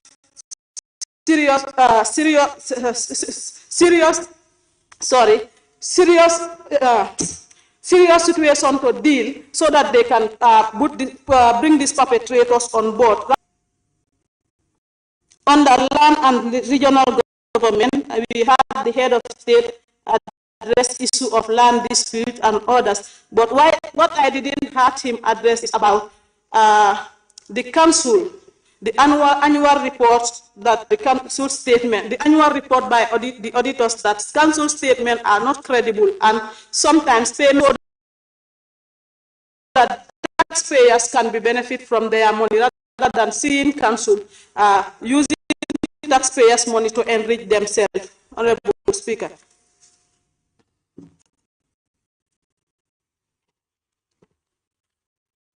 Honorable Speaker, on the page 34 of the SUNA address about the Ministry of Gender, Children and Social Protection, Honorable Speaker, I think before, what the minister was saying, the minister was highlighting, according to a report given by the President, by the Line Minister, the support service in Bakote to temporarily house savior of gender-based violence, to accompany this gender-based violence and child protection helpline 199 has been integrated with the Gender Ministry and others. This abuse starts from somewhere, and where does this abuse start? Sometimes is from the internet. I am not saying that the goods, there is notation start from the internet. Some of these children may use this mobile new application to use pornographic photo of themselves to that will exploit them to exploitation. So I think those things also need to be looked into holistically. And I call on the Minister of Digital Economic to work hand in glove with the Honorable Minister for Gender to see how to map out this situation. And Honorable Speaker, finally,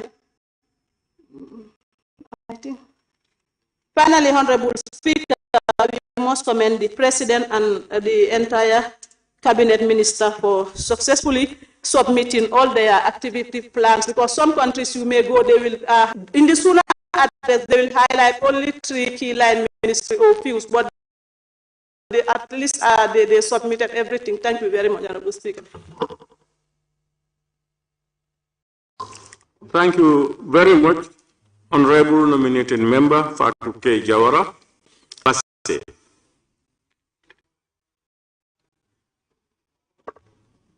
Thank you, Honorable Speaker, for giving the opportunity.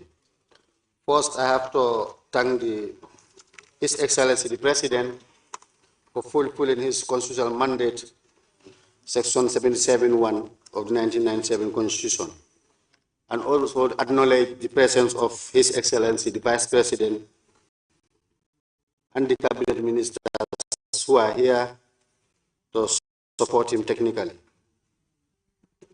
Honorable Speaker, my first intervention goes to Minister of Agriculture on number 4 of the statement. That is, the statement reads, with your permission, Honorable Speaker, the government allocated $1.5 billion for the purchase of groundnuts, acquiring about 36,659 metric tons. This marks a significant increase over the 10,000 metric tons purchased in the previous season. We all know before the trade season, the rumor people were saying the price of groundnuts will not be increased, and it was also a frustration to the farmers how and where to sell their groundnuts. But the government took a commitment that is, these are the people we are serving, and we make sure at least they are taken care of, and that there was a consideration on the price of groundnuts, and that have made a big impact. And when the price was mentioned by the minister or the government, I think it was a record-breaking within the sub-region. And that's why, and again today, there is no farmer who will come and say, my ground was not bought. We really applaud the government and the ministry for standing by the farmers and encouraging them. The second observation or point, that is number 5, looking ahead, that is cropping season. We plan to bring 500 hectares under rice cultivation and 5,000 under 5% targets that could rise substantially. It tends registered commercial farmers in the scheme commercial sector. Honorable Speaker, this statement is a very good statement, but again, we are not using only rice. When you are to cook, you have to use vegetables and other things. I think the ministry also should consider much on the vegetable production. I know they have started something that is building storage facilities throughout the country, but again, before you harvest, you must at least cultivate and at least protect those vegetables before harvesting. That is the fencing, garden fencing. This women garden fencing is a concern, and you have a lot of wildlife that penetrate or encroach into their crops or vegetables and destroy them. So we are appealing to the minister or the ministry to consider on this garden fencing by either when preparing for their 2024-2025 budget allocation, they put a consideration to it, or look for an alternative that is a support from outside. But I know it's a major concern, and I want the ministry to consider it. Honorable Speaker, the most fascinating statement on this agriculture by His Excellency, that is number 9, the agricultural insurance scheme. This is more than welcoming. It is here to address the two sections of the farmers. That is the small-scale farmers and also the large-scale farmers. The small-scale farmers, their financial muscle is very limited, and this insurance scheme is here to give them the collateral security in order for them to acquire loans into these banks, for them to invest into their farms. For the large-scale earners, it is here to guarantee them, to give them the support, or provide them financial protection in order to invest as much as they can, because the risks, the risks they might have, it has already been transferred to the shoulders of the insurance company, that is to manage and handle the risks for the crop loss or damages they're going to acquire within the season. So this insurance scheme will now encourage so many investors, because most of the investors we see in the Gambia here is on business. Very rare you see outsiders coming here to invest on agriculture. Few, that is the Indians, that is maybe bananas or whatever. But now, with this coming of this policy, very soon you will see high-scale investors when it comes to farming in this country, because they know their fears have been addressed when it comes to risk management. Honorable Speaker, on the Minister of Lands, Regional Governance and Regional Affairs. Honorable Speaker, on number 4 of the statement,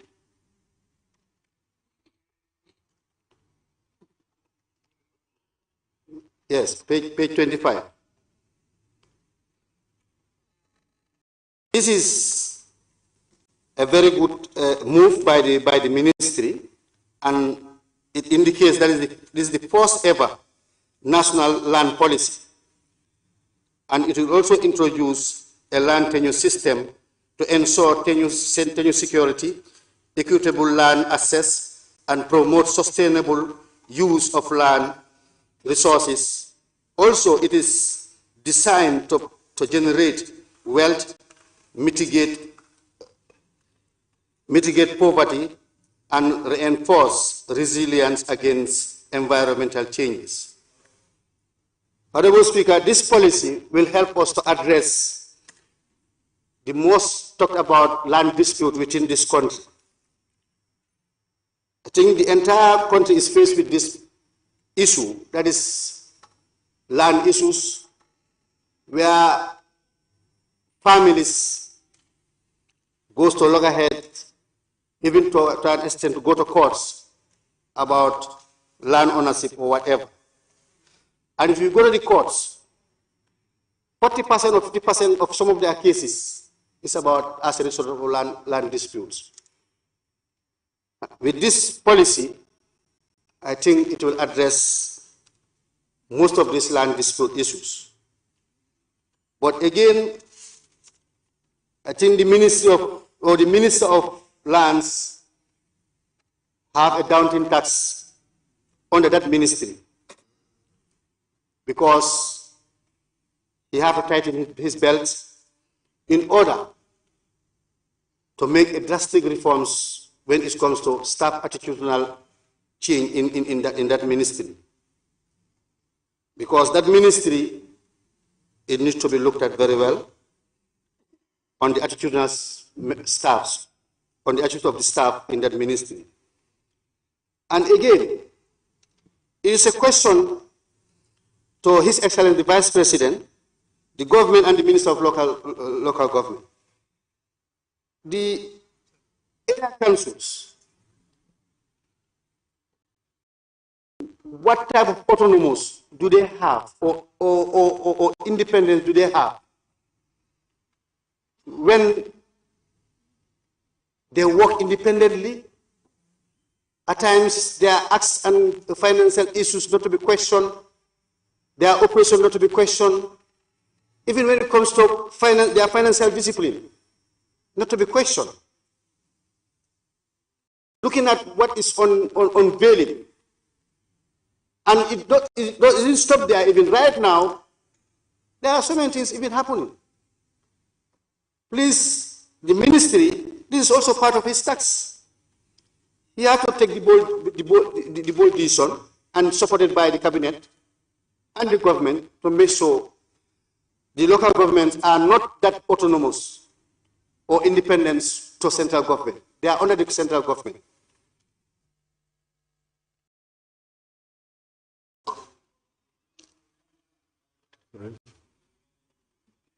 Thank you very much, Honorable Member for Basek. I now invite the Honorable Member for Jara Central.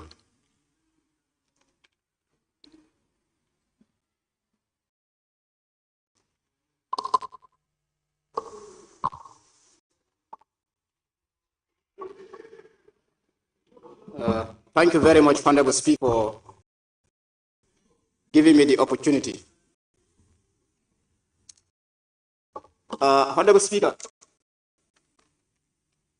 first of all, I would like to acknowledge the presence of His Excellency the Vice President of the Republic of the Gambia and his cabinet ministers,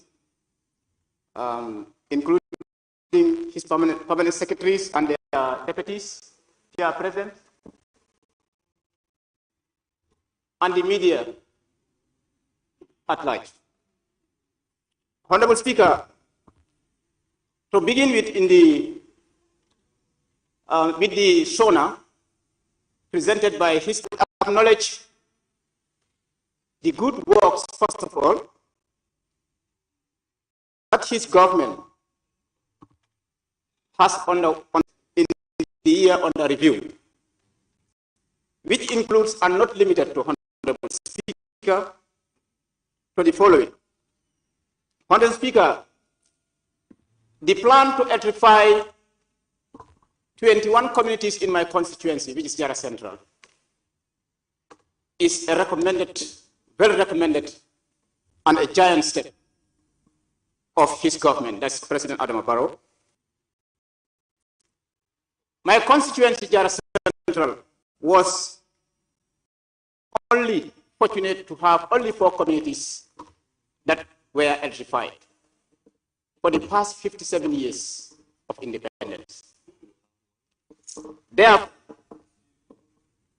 if the government of His Excellency President Adama Barrow, under the Minister of Energy and Petroleum, has the plans to electrify 21 communities in my constituency, I am saying bravo to Your Excellency. Honorable Speaker, this is not only a plan, the project has started.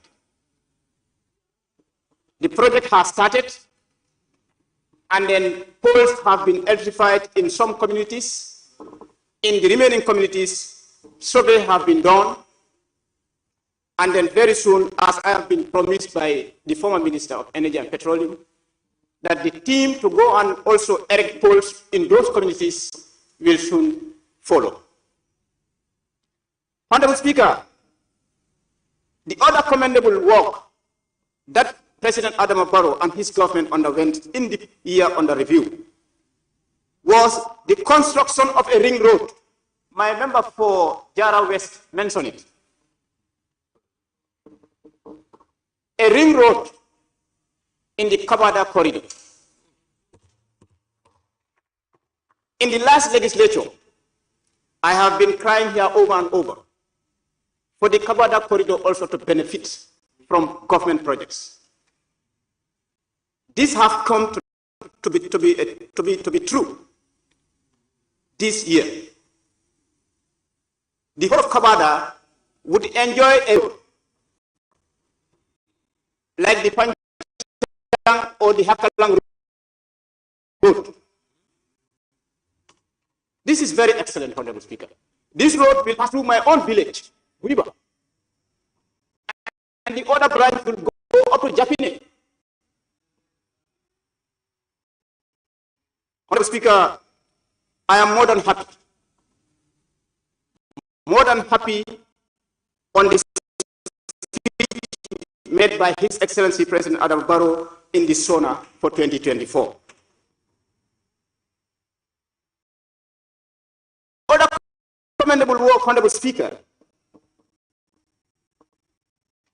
mentioned in the SONA for 2024 by His Excellency, the President Adam Barrow, was the procurement of 180 tractors. 180 tractors. His government have the plan to procure 180 tractors just for national food security, which all of us have been crying here as members of parliament. Therefore, Honorable Speaker, this is more than commendable. The other area, Honorable Speaker, is the hope that a referendum of the new constitution, the long-awaited constitution, by December 2024. This is also another giant strike taken by his government, Adama Barrow. Now, Honorable Speaker, if you go to the Ministry of Trade, the Ministry of Trade, Honorable Speaker, we've seen His Excellency, the President,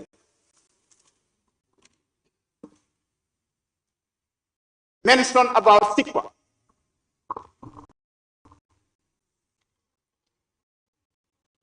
SICPA, Honorable Speaker, if you may allow me just to read a small history of SICPA, Honorable Speaker. This is under the Ministry of Trade, Communication and Digital Economy. But my committee, as the chairperson of the Trade Committee, we had an engagement, a stakeholder engagement on this SICPA agreement, calling the GRA, Ministry of Finance, and the Ministry of Trade, and also local producers within the country. Honorable Speaker, in that engagement, we learned that do not go well with the PS for trade, because he do give them his advice, but they did not pay heed to his advice. And then we can see a member, that's member for Lower Flood West, has given small history of what SICPA is, or who SICPA is. Honorable Speaker, SICPA is a Swiss family company. And the acronym is in French, though it is no more in use, but I will try to see how best I can pronounce it in French. Société industrielle et commerciale des produits alimentaires. In English, it translates as the Industrial and Commercial Company of Food Products. Honorable Speaker, the said company have been targeted of several corruptions, investigation in Switzerland and overseas. The company provides security inks for currencies and sensitive documents.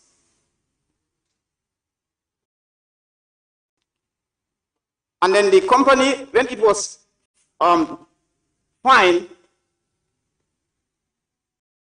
it was fined to a tune of $90.6 million for corporate criminal liability over the payment of bribes in various countries. A former sales manager also of the same company was also given a conditional prison sentence of 170 days. Honorable Speaker, we are not saying compliance shouldn't be attained. We should go after compliance, but in as much as we want to monitor compliance, Honorable Speaker, we must also consider the fact that we must not kill the goose that lays our golden eggs. Because all these companies, if you look at it in the country here, Honorable Speaker, all the companies and industry we have here, only few of them are mature industries. All the others are cropping to make ends meet. Can I observe you? No. So on that direction, Honorable Speaker, the challenges of introducing or adopting this system of new digital stamp would be, one of them would be the applicator machine. As we are saying, Honorable Speaker, the applicator machine would be purchased by the industries that are going to implement this.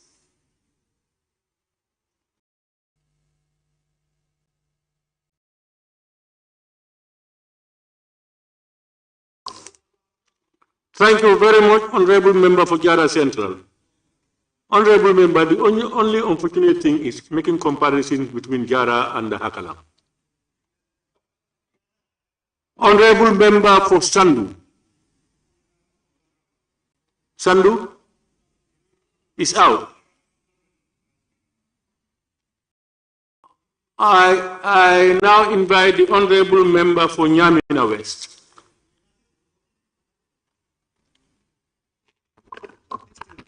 Thank you very much, Speaker.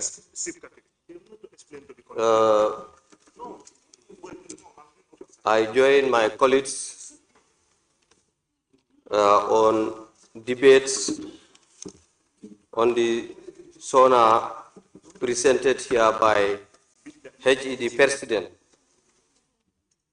of the Republic of the Gambia. First, I want to come up with a common saying. The most powerful warriors are peace, the most powerful warriors are patience and time. Patience and time, and that I want to link this to our, I want to link this to our HED President, His Excellency Adama Barrow, for his peaceful nature and for his patience nature. That warrant me to label him among the most powerful warriors around this sub-region.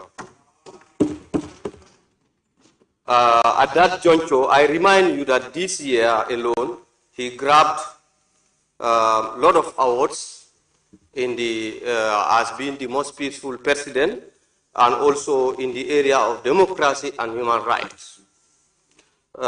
In the same vein, I will join my colleagues to commend him for his SONA statement, which was a marathon statement, and in which he did his utmost best to deliver this statement without problems and with due diligence. There are a lot of comments that I have for him. Among the list, I will just mention, because time wouldn't allow. I have mentioned the awards And then also on the invitation to SOEs to sign performance contracts in his office, which is a commendable thing, which is a progress for the government, because if you don't sign performance contracts, it will be very difficult to track your progress. So I commend him for that one also. I also commend him for the good policies that he mentioned here in his deliberation during the SONA, one of which is the 17 policing policies that he mentioned, and also the legislative framework for his good government. For all of us know that without good policies and without a good legislative framework, it will be difficult to govern this country. And it will be difficult to walk along a progressive line. So this all will result to a very good development for our nation. So I commend him for very good policies, and also for bringing such legislation bills like the former president bill, and also the anti-corruption, the victim reparation. These are very important. Some people might misunderstand or misinform the mass, particularly with the former president's bill. But these are progressive, and they are 21st century legislation that will allow people and that will encourage people to shift from positions. Because if there are no frameworks put in place for your safety in the near future, you will want to stay forever in a position that we all want to avoid. So these are the objectives, but it's not just to embezzle government properties after being a president. And any one of us here, it might affect you today or tomorrow. So it's not meant for an individual. So I think it was commendable. Moreover, his political will to bring back the new constitution. And this will bring me to one of our NAM who said during the deliberation of the president, he didn't hear him talking about a term limit. But if you are person enough and you are so intelligent, you will know that the term limit is embedded in the new constitution, and that the president is willing to bring back the new constitution. Please go back to read the SONA properly and make sure you understand it. And other now also have mentioned here that I told you, please don't distract people when they are talking. That's against our own standing orders. Please, and when you talk, nobody distracts you. Honorable member, please note the 1 minute or so to be added to his time. Thank you, Speaker. Well, my other colleague, Honorable, for misguiding the mass, mentioned here that the president is trying to make a rule of the FGM bill, or let's say that is lying here in front of us. I totally condemn his words. And these are against the standing order, provision 29(5), that says no member shall input improper motives to any other member or any other presenter. I will quote from the president's speech, page 35. I refer to page 35(7). Then you will understand, if you understand your English, that the president is not trying to rule out, or the president is not against any bill. Speaker, point of order. The assembly. Yeah, point of order. Uncle, sit down. Boy, Abal Masara. Who is writing to a point of order? Yanyamure, yes, may we hear your point of order?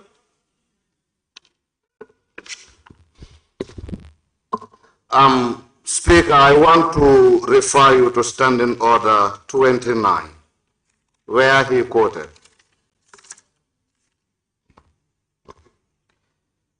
Content of speeches. Every member shall speak his or her observation to the subject matter under discussion. And I heard the honorable member say some of the members don't understand English and some of the members don't really understand the statement made by the president. And I think he should desist from labeling members negatively. Thank you. You have quoted the wrong standing order. What the honorable member said, you may classify it under imputing something into member speeches, but not the relevant section that you have said. And I think what he said, I believe, was that some members may not understand what the president said. I think that's what he said. So, I don't think that is out of order. Can you continue? Thank you very much. Okay, page 35, 7. I quote from the president. Honorable Speaker, noteworthy is the private member bill to repeal the Women's Amendment Act 2015, currently under review by the legislative, while awaiting its outcome. While we are waiting its outcome, the government. So my government remains committed to enforce the prohibition of FGM in the Gambia. Please go back to, well, maybe your teacher to help you properly, your English teacher. His Excellency is not saying that.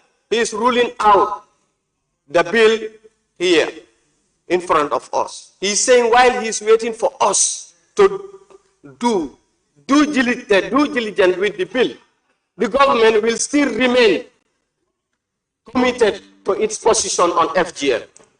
Good. So this will take me to the Ministry of Agriculture. Well, the Ministry of Agriculture, I can see a lot of enthusiasm. I see a lot of commitment, and I am seeing a lot of, like, too much of ambition. They want to solve the problem just a day, and that cannot happen. They are doing a lot. But how the farmers receive this is the problem. I can see a vacuum between.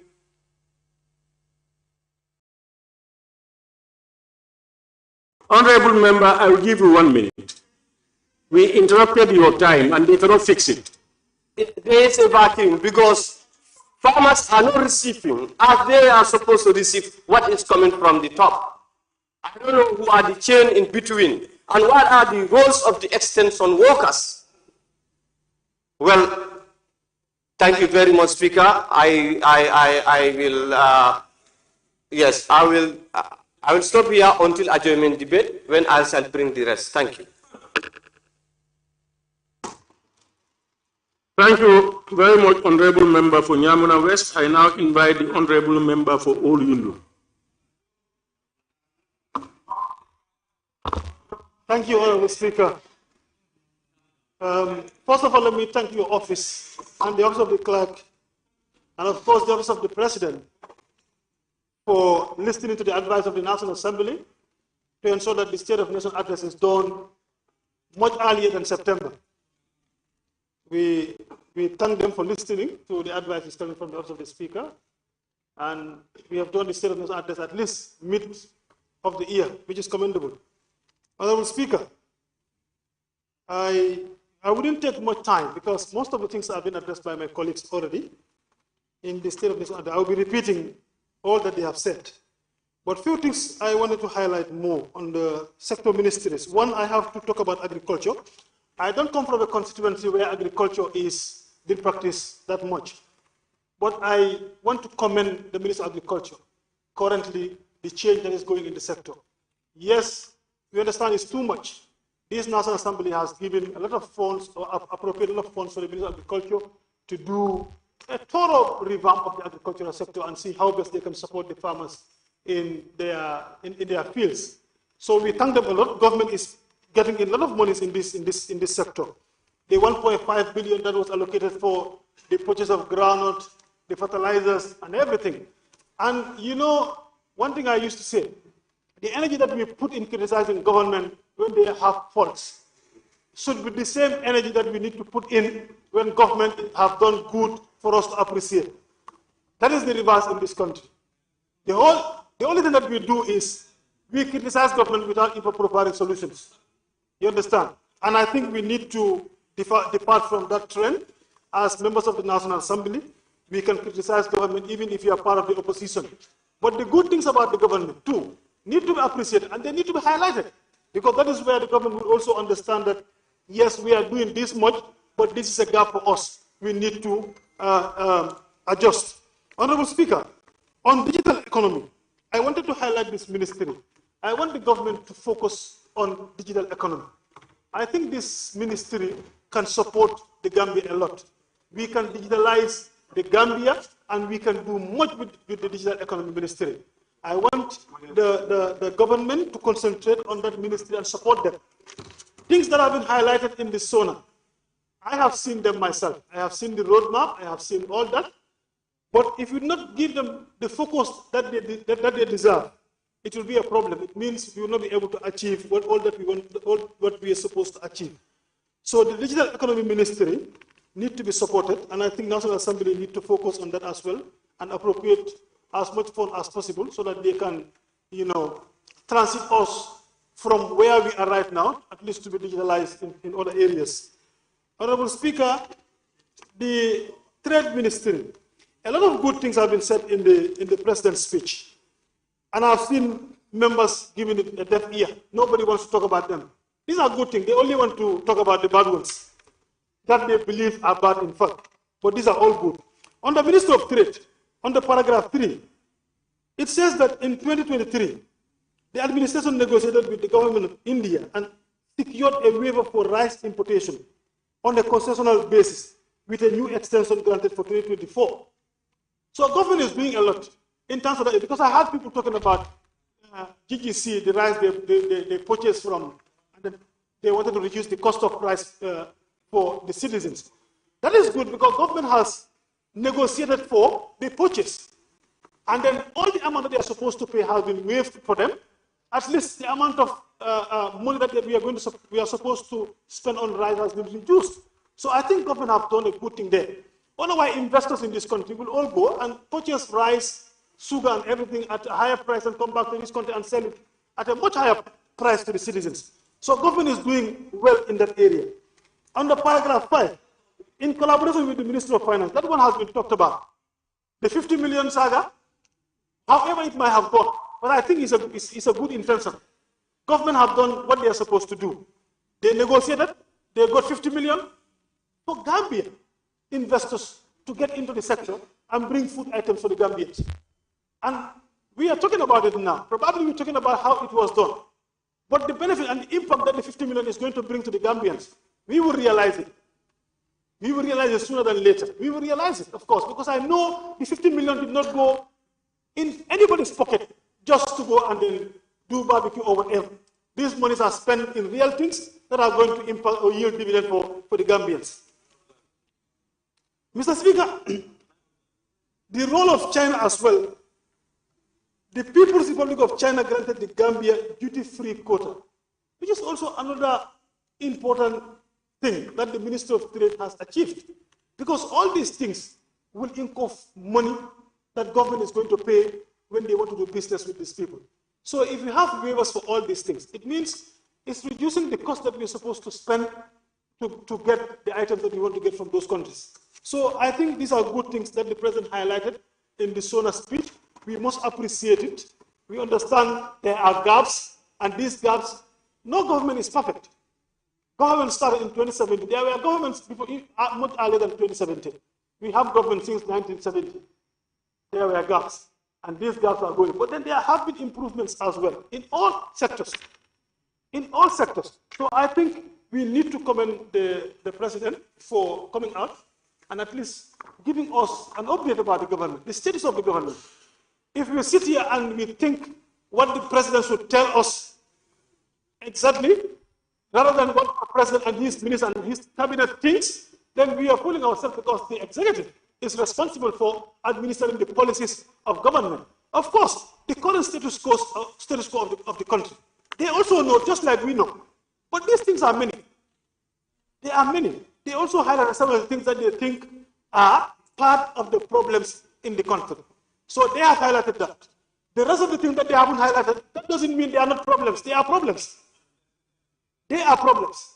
But everything cannot be fixed at once. We also have to understand that.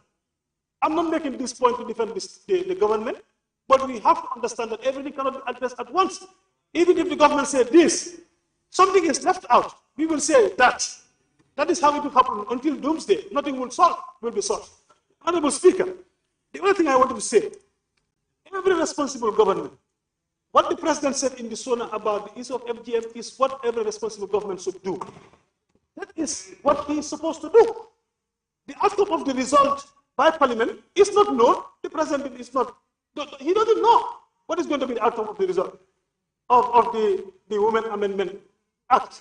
He doesn't know, but his government is committed to uphold that law until otherwise. And nobody should define that. Nobody should define that to say the president means this or that. For me, I think what the president has done is the right thing as the head of state. You understand? And everybody should commend him for that. Because when it happens, they said the president did not talk. So what if the president said his government is open to the repeal of the ban? What was going to be the trend of debate in this house now? What are they going to say? So we need to be sincere. The head of state is committed. His government and the people of the Gambia, he is the one protecting the people of this country. Those who want to do it and those who don't want to do it, he is responsible. But his government is committed to maintaining the law. However, you might have, defined it in your own way because you want it to be, you want it to favor you. That is all you wanted. But the president said it differently. So allow the National Assembly to do the job and then finish with it. Whatever happens, then we know that that is the outcome of the result. Honorable Speaker. So without wasting much time, I don't want to go through the sector ministers. Ministers will come and respond to all the issues that we have raised. But these areas, I have to, highlight them, especially the issue of FGM, what the president said, and all that. I also want to say this. The roads and infrastructure, Honorable Speaker, I want to thank the government. You see, every government has a focus. The government is focused on everything. But they are also focused on infrastructural development. I heard somebody say, this government is using local resources to do development, and they are, making hardship. People are facing the hardship of the country. But now, these are the same people who are saying the government should not go out and take loans and come and develop the country. So we are confused now. What should we do? What should we do? Should we go and take loan? Should we collect our own local resources and develop our country? Infrastructural development is important for our country, as well as foodstuffs and everything. So, Honorable Speaker, I thank you so much for giving me the floor. Thank you.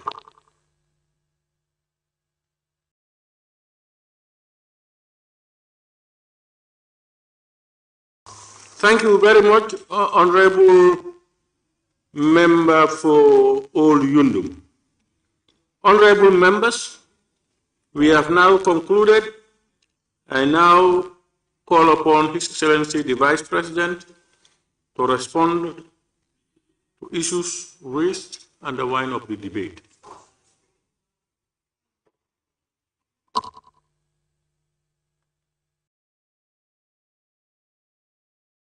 Honorable Speaker. Yes, Honorable Member. Pardon? A motion for what?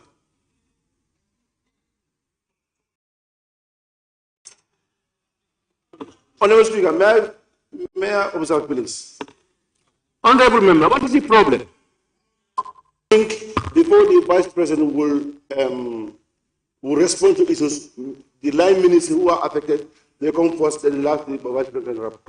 Honorable Member, this debate is not an adjournment debate. The line ministries are there. You can ask them any question, anytime about details. And this was done following consultations. They are not here to, you're talking about, you know what the Honorable nominated member, Keba Lamfofana, and I think it was Sabak Sanjar, they made a good summation of what the president is supposed to do.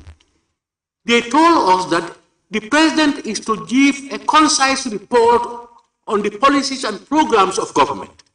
You don't expect the president to give you those details. Then we'll be here for 3 weeks before he finishes. So what we are doing is, this is just one component. If you want to know anything, the relevant ministries are here. You can consult them for any details up to the last butut. So that is not the problem. The vice president will respond to the issues. If the vice president so requires, he may call on a minister or somebody to make a certain clarification that probably he could not do. Please.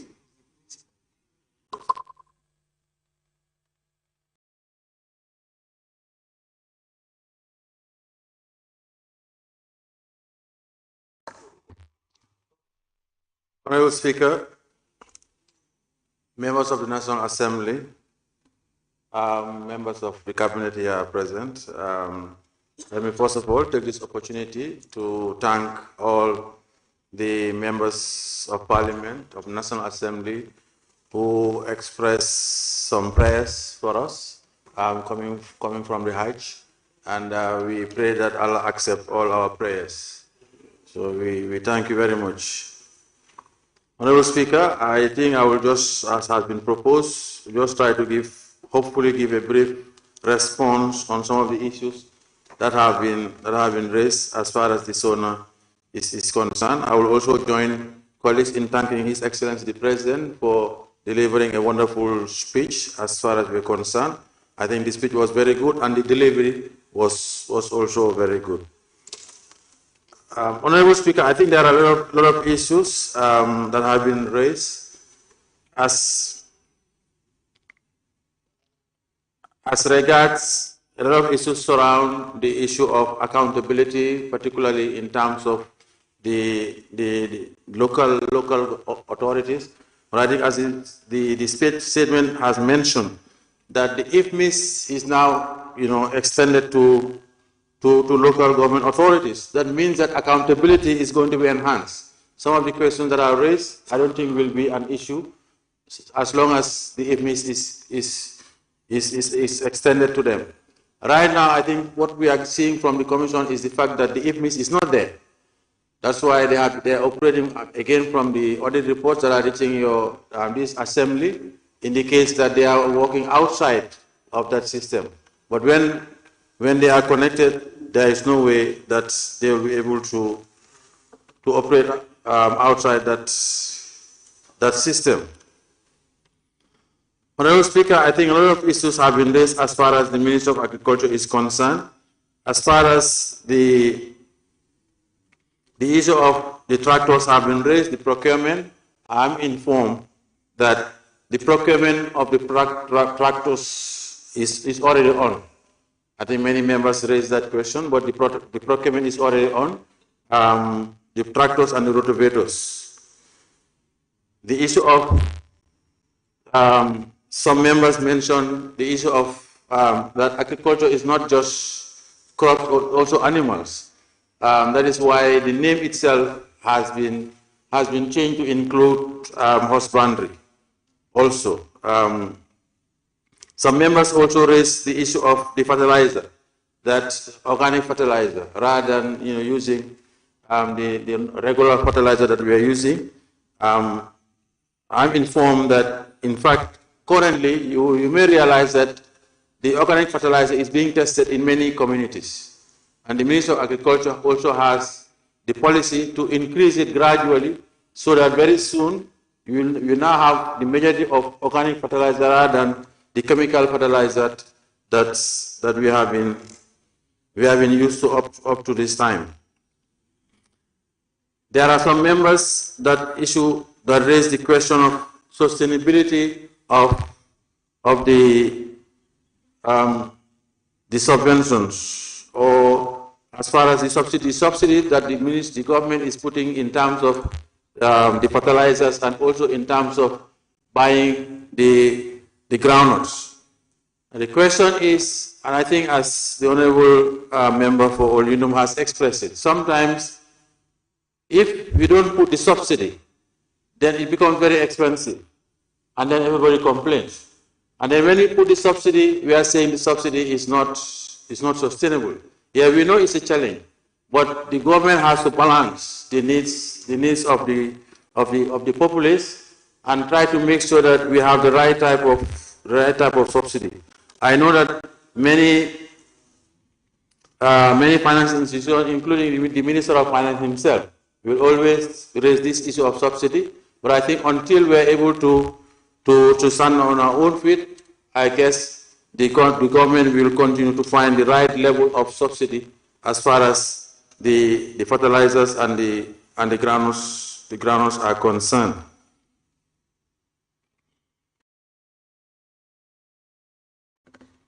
Honorable Speaker, I think in terms of fisheries, a lot of the issues centered around one of the key issue was the issue of the 90% as far as water is concerned.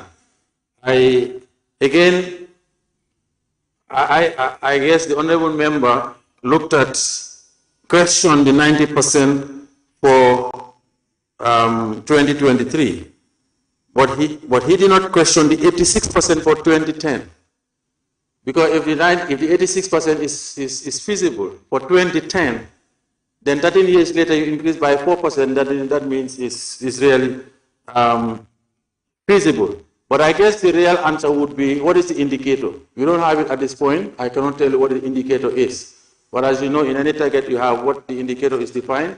It may be in terms of distance, you know, or something similar. But at this point, we don't have that, but we can provide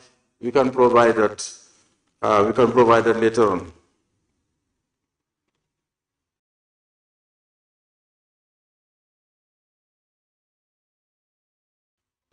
Honorable Speaker, I think a lot of issues came as far as infrastructure and roads are concerned, and some honorable members, I guess the member for Birkama South, some of those roads that we have mentioned are actually part of the plan, and I think some of them the foundations had already been laid for some of those roads. But I informed that particularly the road you mentioned from Birkama to Mandinari is also part of the plan. The Africa 50 has been mentioned. I think the Honorable Minister of Finance will inform you that actually there is progress in terms of the discussion. But maybe, as members have said, you can ask some specific questions for him later on. But just to inform you that there is progress, and there are a lot of things that are missing. I would also humbly remind ourselves that the Senegambia Bridge that we are talking about was actually a grant by the African Development Bank. And the Africa 50 is an institution of the African Development Bank. It's like the institution that gave you this bridge is telling you, I want to help you to maintain the bridge so that you can have better, make better use of it. So for me, really, there shouldn't be any question about how genuine that is. And one of the things that we have also discovered in terms of discussion is that there is no, the bridge was not insured.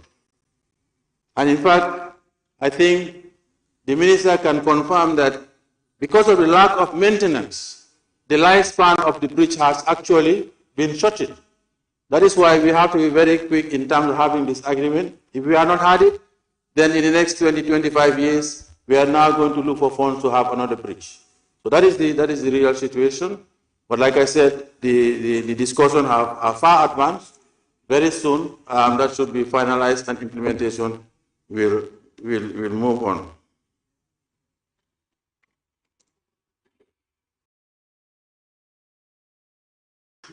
I think there is a lot of discussion in terms of trade.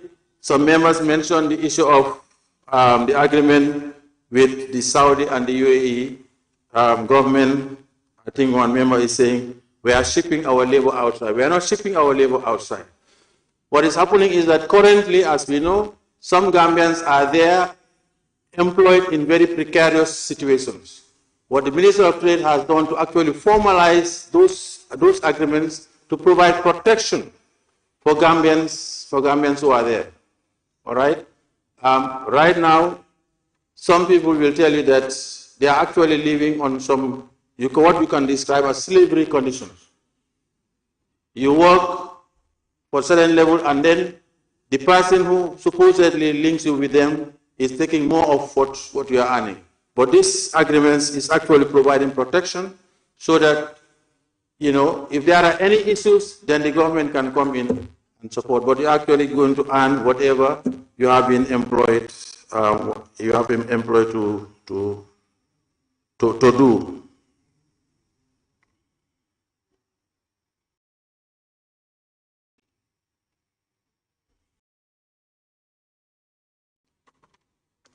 Honorable Speaker, I think in terms of energy, there was some issues around the 800 communities that are to be connected, and there was a question on when that is going to take place. I've been informed that actually the plan is that all the 800 communities will be connected by the end of December 2024. And by the end of this year, all of these 800 communities will be connected, whether it's in the Jaras or in the Nyomis, as the member for Lower Nyomi has indicated.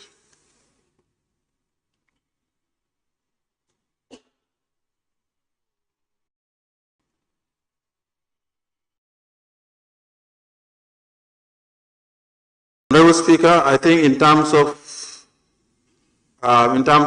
wildlife, although I think the question was raised in terms of tourism and culture, but one of the members actually mentioned the issue of the Abuko and then the earlier proposal of trying to link it with the Fatala Forest Park. Honorable Speaker, I want to inform this August Assembly that actually, yes, those discussions have actually progressed.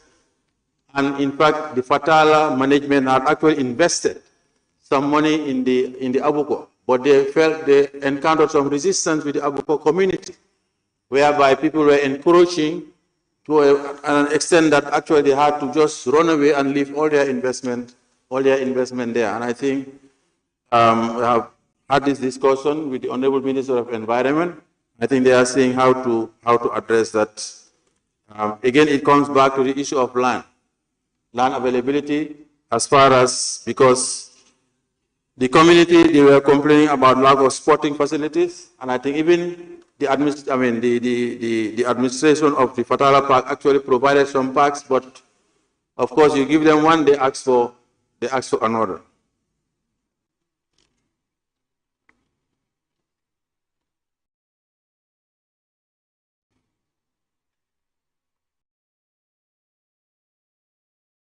Honorable Speaker, we take note of a lot of the issues that are raised as far as even before that, I know some honorable members have raised the issue of NDMA and NDMA policy. I want to assure the honorable member that actually the NDMA is actually far advanced in terms of developing a policy. And that policy was actually, very consultative, starting from bottom up. That is why it has not yet reached, in fact, the draft is yet to reach the cabinet for approval. But I can assure you that with support from partners, they have actually developed a comprehensive policy for disaster risk mitigation. Honorable Speaker, I know there are lots of issues that are raised as far as land issues are concerned.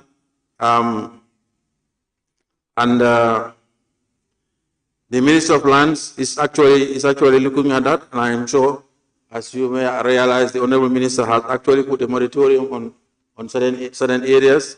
Some of the conflicts that are mentioned in this zona, and some that have been mentioned by some members here are also taking note. Particularly the member for Birkama South actually has highlighted some areas which we have taken note of, and I'm sure in due course we'll give you some appropriate responses. Honorable Speaker, I think the issue of the SIPCA contract has been mentioned, and I know that it emotes a lot of emotion, but I want to assure you that the government is actually aware of some of the issues, and some of those issues will be elevated, and we'll see how we can address them in due course. It will be very irresponsible of me to now give you a direct answer, but to tell you that we are aware of some of those issues, which includes also some legal issues that have to be considered. But yes, some of the issues, as far as the company is concerned, reach us at a later stage. Okay, but I guess we'll use due diligence through the Minister of Justice to see how to move on.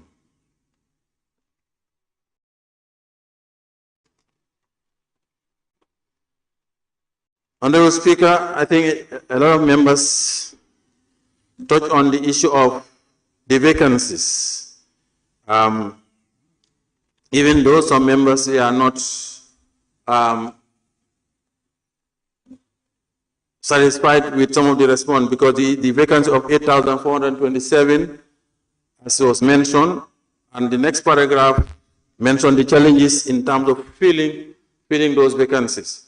But Honorable Speaker, I think you recall that at some point there was a moratorium as far as recruitment in the security forces were concerned. This is part of that. But we are informed that now together with the Public Service Commission, particularly with the health personnel, they are trying to fast track this recruitment and also have some group interview rather than individual interviews. That will fast track the recruitment of those personnel as required.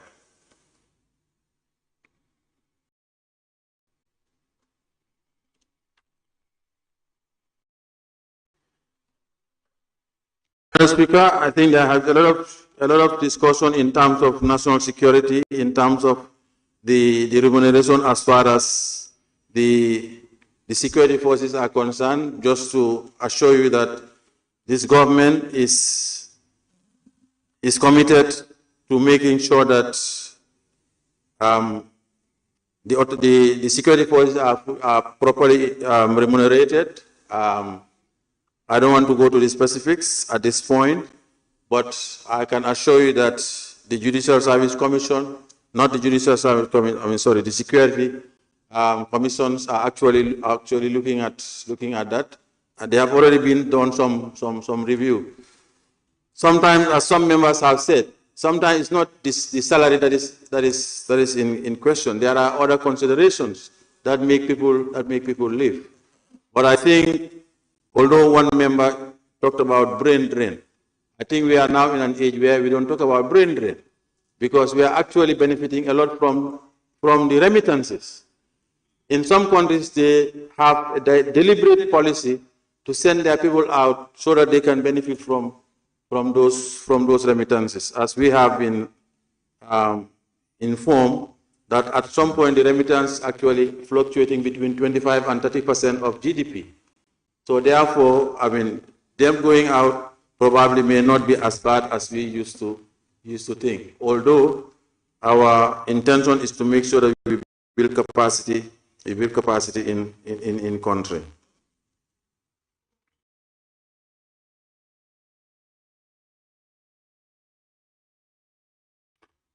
Honorable Speaker, I think a lot has been discussed as far as the issue of drugs are concerned, particularly this issue of the Kush. Honorable Speaker, I want to assure the members that the government is actually doing quite a lot as far as this menace is concerned, both at the level of the Security Council and at the level of Cabinet, because the Honorable Minister of Health has actually brought this to the level of Cabinet, because it's not just a security issue, it's a health issue. Even before we started, realizing these deaths, the Health Minister has brought it to Cabinet, and they have a Cabinet subcommittee that is actually looking at that. But Honorable Speaker, it will also be important to note that sometimes there is a cocktail. The information we have is that they add other things. They add other things to this dog that makes it more dangerous. That is why you have all these fatalities, to a point where even some hard drugs, some pharmacies are actually restricting certain hard drugs because they use those hard drugs to mix this, to make it more dangerous. So, but again, government is doing all it can, but there are certain levels that government, is very actually limited in terms of how far we can go, because sometimes these are happening in homes. I know some members mentioned the issue of regulation, but there exist some regulations as far as the sale of alcohol is concerned. As far as the acts are concerned, you are not supposed to sell alcohol, to anybody below the age of 18, as far as I recall. And those regulations are there.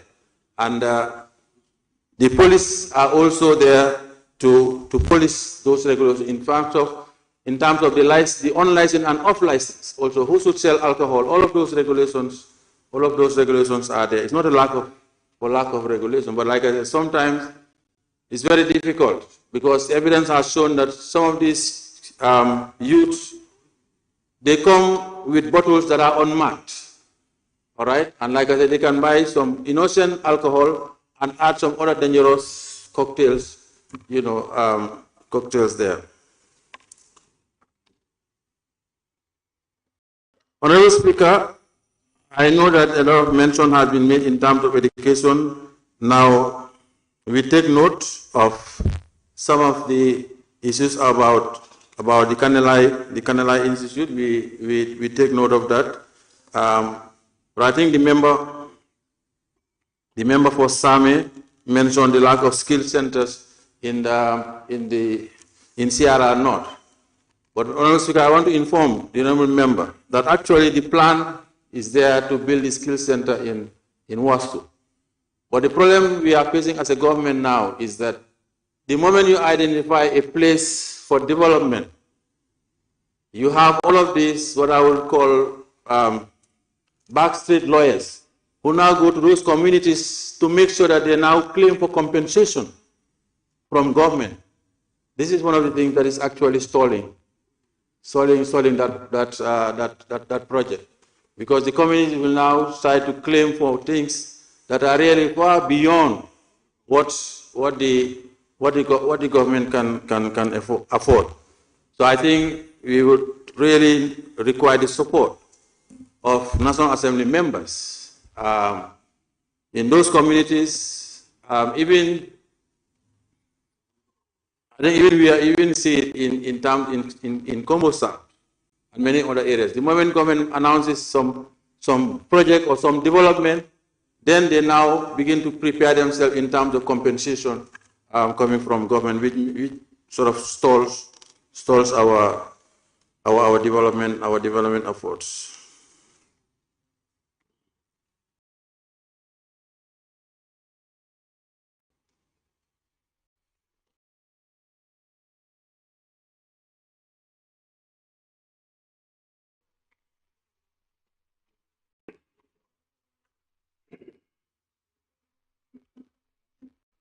Honorable Speaker, I don't think I need to mention some of the bills that has been mentioned in the SONA, because a lot of the National Assembly members have spoken to those, and the Constitution, which is currently being discussed at the level of cabinet, hopefully will come here very, very soon, as the President has indicated.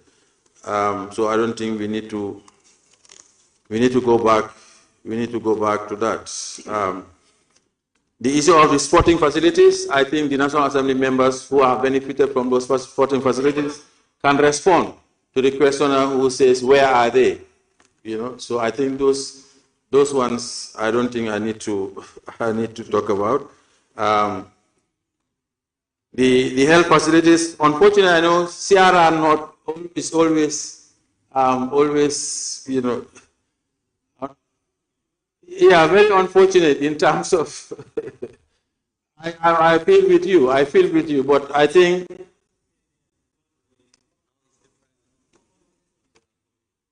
yes.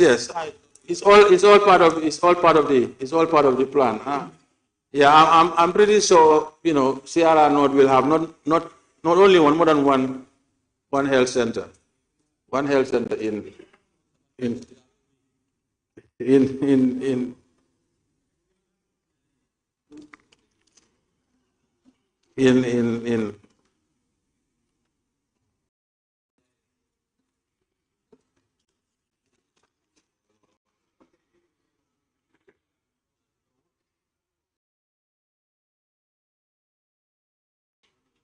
Honorable Speaker, maybe the one thing that I have probably skipped is this issue of GAMCEL. Without going too much into detail, but I think one thing that we have to realize, we know that there's a lot of lobbying, particularly with National Assembly members. But I think we have to realize that as we speak, GAMCEL is not viable. Right now, GAMCEL has more liabilities than assets. Unless government pumps in money, they cannot pay salaries. That's the situation, and I don't think that's the right way to maintain. Even though we should be proud of our institutions, but really, if they are failing, I think the best way is to divest them. We are aware, we take note of some of those concerns raised. All right. I think the issue that development plan has been mentioned. This issue of divestiture has been raised many years ago, but I think government has been stalling. But partners have now agreed, because whenever you divest, there has to be some redundancies, and those people have to be paid those redundancies. That is when the development partners now come and say, we are now ready to give you money to make sure that those people are paid adequately, you know, as far as they are concerned. That is the situation. But I think, I'm sure you may have some other specific, but at this point, I think we should really accept the fact that GAMCEL is not viable at this point. So the earlier we divest it, I think the better. Honorable Speaker, I think I've covered a lot of the issues. I think I've covered a lot of the issues. One thing, maybe the Honorable, I guess, the member for Banjul Central, the MTEF, I want to assure you, the Honorable Minister of Finance is here, I want to assure you that the MTEF is aligned with our expenditure pattern. There is no disalignment. Because the fund, when they come, those are some of the things that they look out for. All right, and that is why the Minister of Finance is always under pressure. It's always under pressure as far as expenditure is concerned. Because when you want to make a certain point, he still, you know, we have arguments all the time. Just to reassure you that we always align with the MTEF. So with that, Honorable Speaker, I will beg to leave. Thank you. Thank you very much. Honorable members, be it resolved that this August Assembly, Honorable Speaker, do adopt the motion on the State of the Nation address in the 2024 legislative year by His Excellency, the President of the Republic. Those in favor, please say aye. Honorable Speaker. Those not in favor, please say no. No. The ayes have it. Yes, but before I proceed, somebody is shouting, Honorable Speaker. Yes. Who? Lower Salum and Yamina Dang, yes? Yeah, thank you, Honorable Speaker, because I raised a concern which is not addressed by the Vice President. And then it was a question that I relate to an agreement that was passed here. That is on the issue of the $50 million Badia funds. If some part of the proceed... No.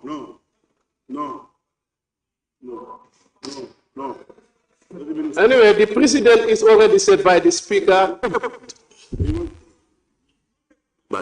I have said several times, don't distract people when they are talking.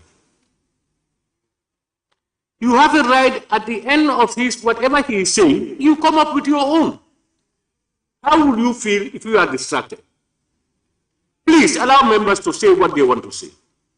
Yes, Honorable, please go ahead. Yeah, thank you, Honorable Speaker. But then I think this time around, the distraction comes from at the level of the minister, not from the members. What I'm saying, I asked a question that I relate to an agreement that was passed here with regard of the $50 million that was approved by this parliament for the importation of petroleum product and other essential services. And then I put a question, whether some part of that money is used for agriculture, like rice cultivation.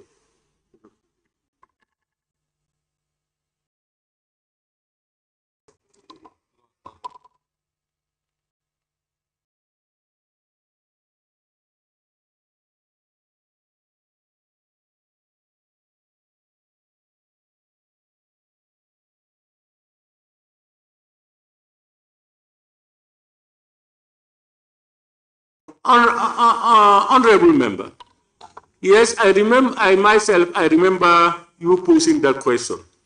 It's unfortunate that the Honorable Vice President may not be able to answer all the questions. It's not a likely thing. But honorable members are free to put questions to them for either written or oral answers as you request, specific to those issues. Now, I don't know, I'm coming. Who is sitting next to him? Lord Salim, you have moved. Yes, you want to say something different? Yes, no, this is Honorable, no, answer my question. You want to say something different or on the same issue? The same issue and different. Yeah, on the same issue, you are going to say the same thing. No, I'm coming. I don't want to help you. Are you not going to say that that question is not answered? It's not answered. And yeah, that's what you are going to say? No. Honorable Speaker. No. Honorable, please. Are you going to say something different? If you are going to say what the Honorable Member for Nyamina West said, that is, his question is not answered, which I acknowledge, because I myself, I remember him asking that question. So what else are you going to put forward? Something different. Something different. May I hear it? Yes. Honorable Speaker, the reason why we make the proposals because the Vice President will not be in the capacity to answer all issues that was raised by the members. When ministers are here, they can help the Vice President because it was the procedures that we take before and answer issues because he is not in the capacity to answer all issues that affect ministry and departments. Remember, I think you posed this question, and you continue, but you are repeating. Oh, listen, you are repeating after I have made a decision. I have told you that this address, this SONA address, is a summation of government's policies and programs. You cannot expect even honorable ministers, if you want to ask them certain questions, they must go and do research. So what I try to tell you is, it's still open for you to put up these questions either to the Vice President or to the honorable ministers. Who, I'm sure the Vice President would have hinted something on that question if he had not forgotten about it. So this is what I'm saying. I want to believe that that question is relevant and it should be answered. Why don't you put a question, Honorable Member for Nyamina Dankuku? Thank you, Honorable Speaker. I think what the Vice President would have been done was not to avoid mentioning it at all, to tell me I did not have the question, the answer for your question, but I will provide it later. That's what I was expecting if he did not have the answer. Observe, Honorable Member, that immediately you said if the Vice President got up to try to come and answer, it means it was an omission. Yeah, when immediately you said it, before I gave him the floor, he stood up to come to respond. That indicates that it must have been an omission. All right, Honorable Member, Vice, can you say something on that, please?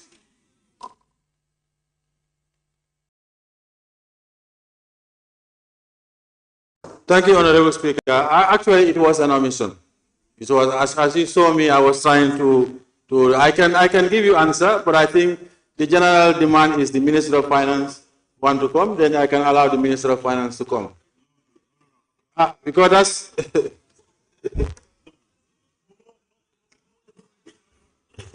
They're making ruling on that. Honorable member, there should be no dialogue, please. I told you at the onset that the Honorable Vice President can call any minister to come and answer to respond to anything. This is what I told you. So if he chooses to do that, that's fine.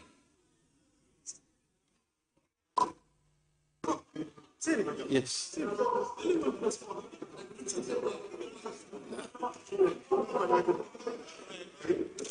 Yeah. Honorable Speaker, thank you very much, and Honorable Your Excellency Vice President and Cabinet colleagues here in present. On the existing protocol, I've been requested by His Excellency Vice President to shed light on the questions asked. And when we brought this facility here, we were very transparent with this August Assembly.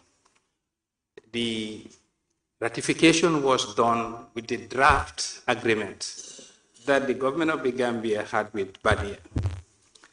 And I will hasten to give a preamble to this facility. This is a facility of its first kind ever in the history of this country. This facility was conceived on the sidelines of the annual meeting of the World Bank. And it coincided at a time when we could not access foreign currency for the importation of essential commodities. I have personal and privileged relationship with the CEO of Badia, and I raised the national demand and challenge to him in Washington.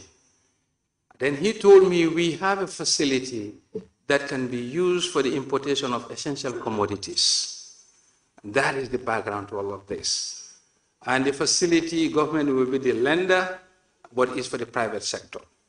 We brought it here, and the terms were explicitly mentioned as such.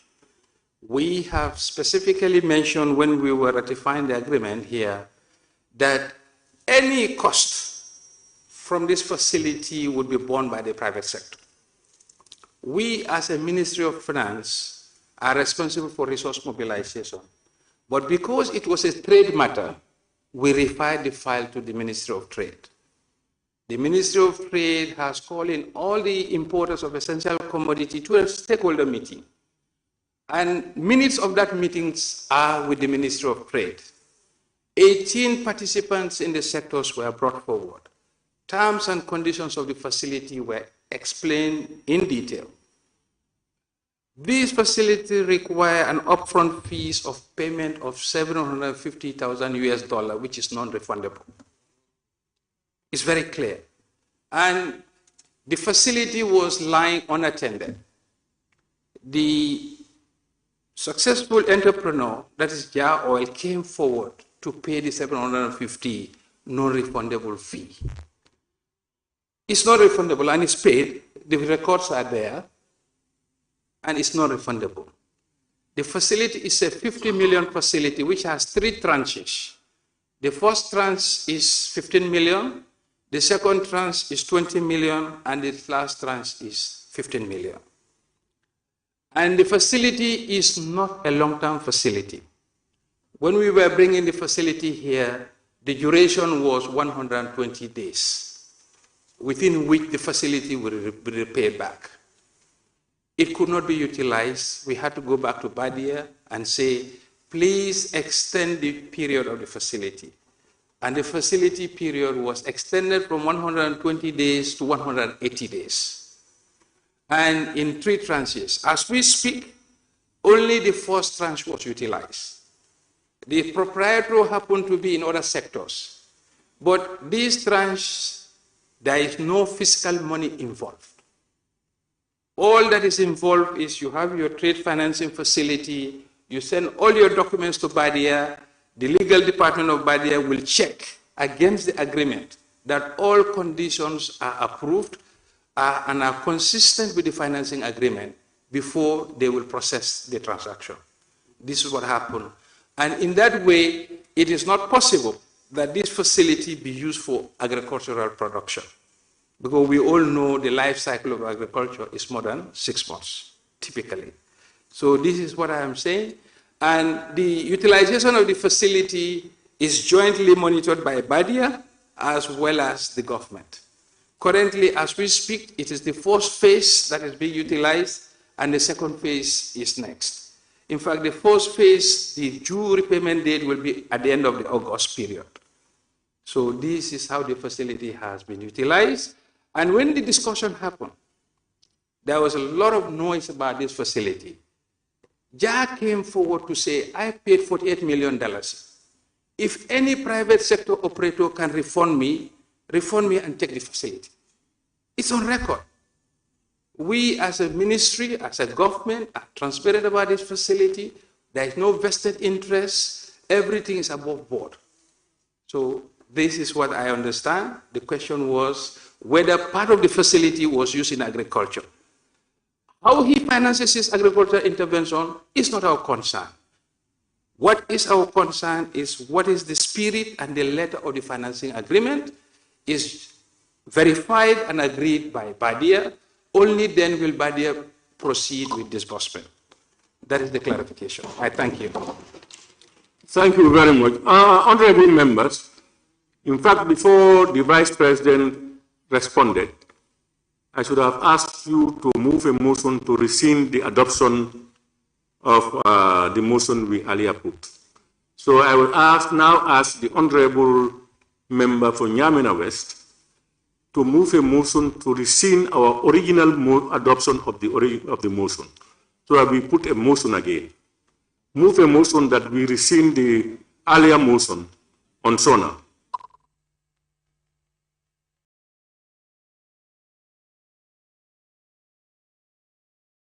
Nyamina Dankunku.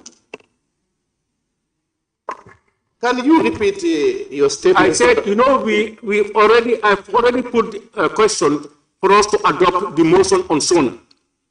And I put it and it was passed. Now, to allow this to happen, prior to the Vice President coming back again, we should have rescinded the earlier motions, so that we will put it fresh after his comments.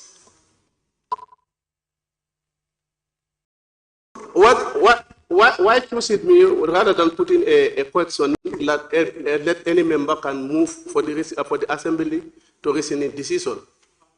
I'm not hearing. I say, why choosing me to rescind the decision? Any member can you just put a question. So it's an easy job. Any member can rescind it. Honorable members, I chose you not for anything else, but I think you were after we have closed up, I gave you the chance to come back on it. So I think it will be fair, but any other member can move it. Honorable Speaker. Okay. I think let me allow any member to come with the motion. Honorable Speaker. Speaker. Thank you very much. I move the motion that we rescind our earlier decision. Thank you. Any seconder? Jara Central. Honorable Speaker, motion seconded. It has been moved and seconded that the earlier decision to adopt the motion on SONA be rescinded. Those in favor, please say aye. Not in favor, please say no. Who is saying no? Lord Salim, you don't create problems, please. You interrupted us for us to go back on this. How can you come back on the same thing? I said no, I disagree. The ayes have it. Now, honorable members, I will put back the question. I will now put the question. Be resolved that this August Assembly do adopt the motion on the State of the Nation address in the 2024 legislative year by His Excellency the President of the Republic. Those in favor, please say aye. Those not in favor, please say no. The ayes have it. Honorable members, let me, on your behalf, thank His Excellency the Vice President for ably representing His Excellency the President of the Republic and responding to your questions as much as possible. Equally, I want to commend honorable ministers here in present for sparing time to be with us from morning to now. It only indicates your commitment to duty. We thank you very much. And to you all honorable members, I'm sure the debate has been very insightful. Your contributions were insightful, very informative. And I thank you all for your contributions. I now put the question, honorable members, be resolved that this August Assembly do stand adjourned until Wednesday, 3rd July 2024. Those in favor, please say aye. Those not in favor, please say no. The ayes have it. This Assembly now stands adjourned until Wednesday, 3rd July 2024.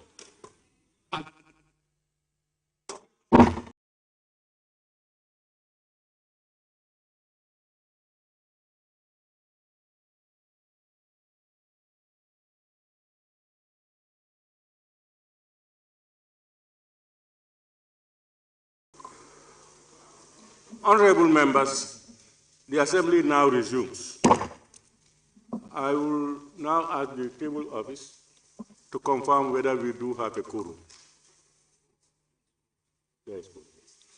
All right, honorable members, it's confirmed that we have a quorum, so we continue with the business.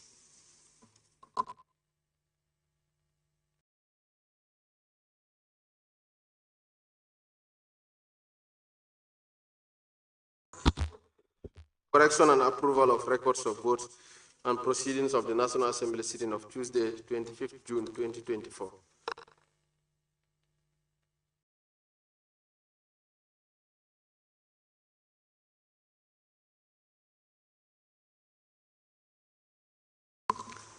Honorable members, the record of votes and proceedings of the National Assembly sitting of Tuesday, 25th June 2024 is before us for consideration and adoption.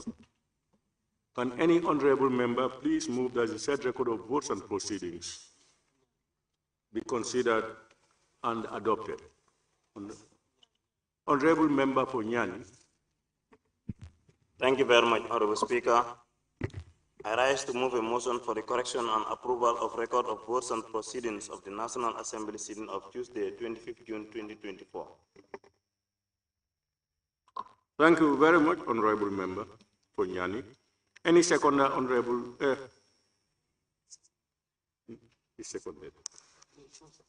Any seconder, honorable members? Honorable member for Sani Mentoring. Thank you very much, Honorable Speaker. I rise to second the motion. Thank you.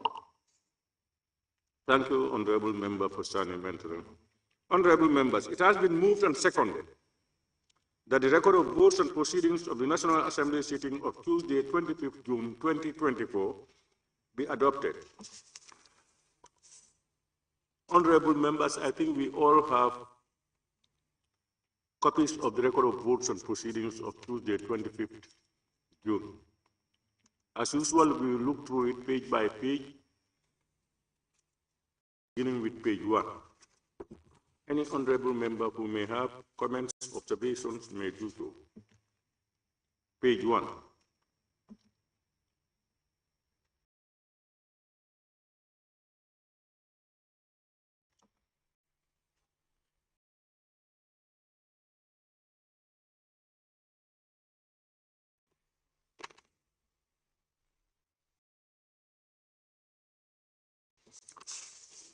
Honorable members, we move to page 2. Honorable member for Olyundu. Yes, on page 1, before you go, Honorable Speaker, Before you comment, we have agreed here that when we move from one page to the next page, we don't come back until at the end, you note it down, and then we come and do it. You can go ahead. You can go ahead on page 1. But honorable members, please take note of that. Thank you, Honorable Speaker. I was on track. I think you are late to saw me, but Seni saw me. I just wanted to look at this. I don't know whether it's incomplete. It might not be significant, but that is where they put by His Excellency the President of the Republic. I don't know, is it? Where? Which particular area on page 1? On the motion, you see motion, number 3, State of the Nation Address 2024 by His Excellency the President of the Republic. Yes. Tuesday. This is Tuesday, 25th, honorable member. I hope you are not looking at the following one. Okay. Honorable members, we now move to page 2. Huh?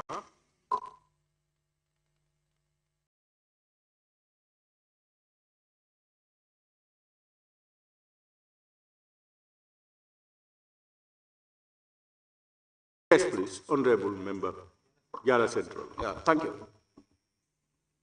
Page 2, Roman figure 5. It resolved that this August Assembly do consider and ratify the protocol to the African Charter on Human and People's Rights. The people there should, the S should carry apostrophe. The word people there should carry apostrophe. Page 2, the first paragraph.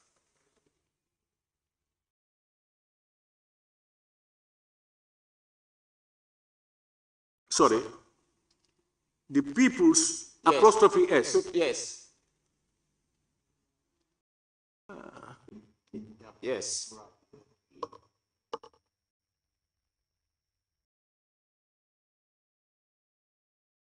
Honorable members, are you with us? You are in agreement.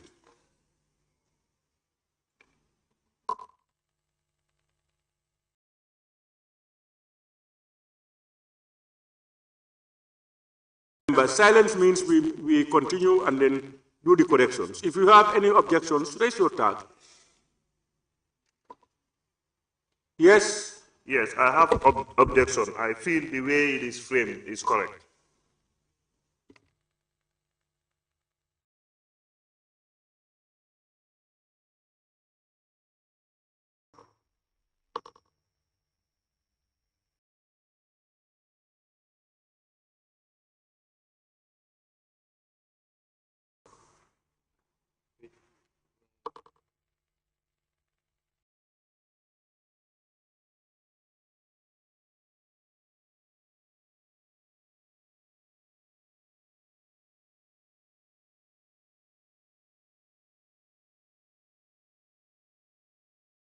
Yes, Speaker. Yeah, you know, what I try to consult with the table office, what I want to know is, you know, these are names. These are not sentences that you construct. These are names of institutions, and those institutions have their names. What they put as their name is what we put down. Is it usual that they have apostrophes for the S or not, is what I want us to confirm. Speaker.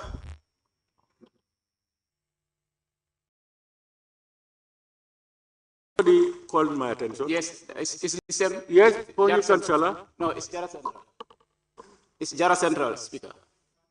Jara Central, Jara Central. Jara Central, right? Yes. Even though it is a name of an institution, but people is the plural. And plural here, the word people here, if you want to add S there, it is signifying the rights and the rights. Honorable member, yes. You know what I'm trying to say here is, you write in the general context. What I'm trying to say is, the African Charter on Human and People's Rights is a name. It's a name. So how do they write their name? Is it usually with an apostrophe or not? This is what I want us to confirm. Because if I say I am Fabakari, you cannot tell me your Fabakari should be Fabakri. I am to determine what my name is. You know, that's what I want us to confirm. Okay.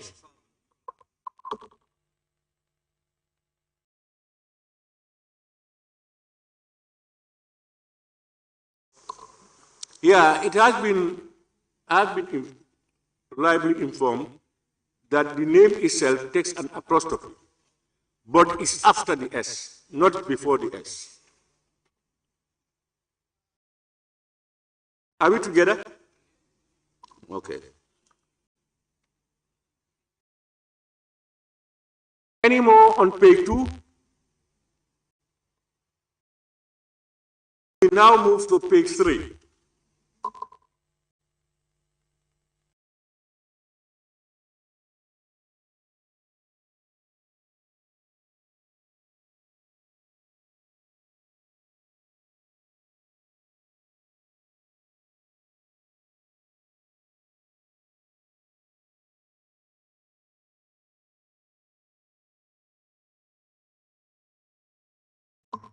Page 4.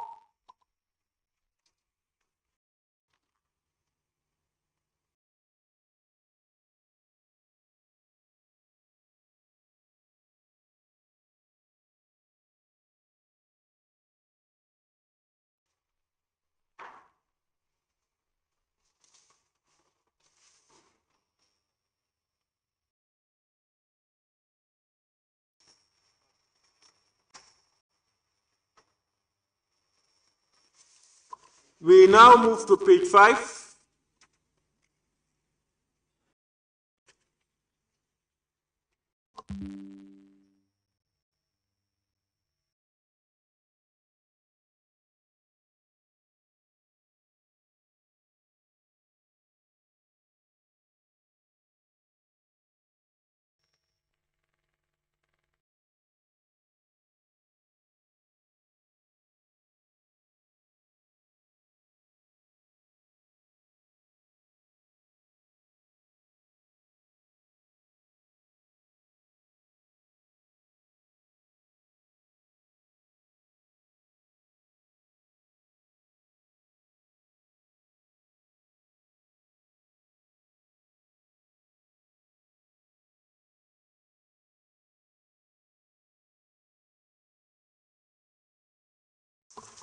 Honorable members, if you look at on page 5, questions put and agreed to.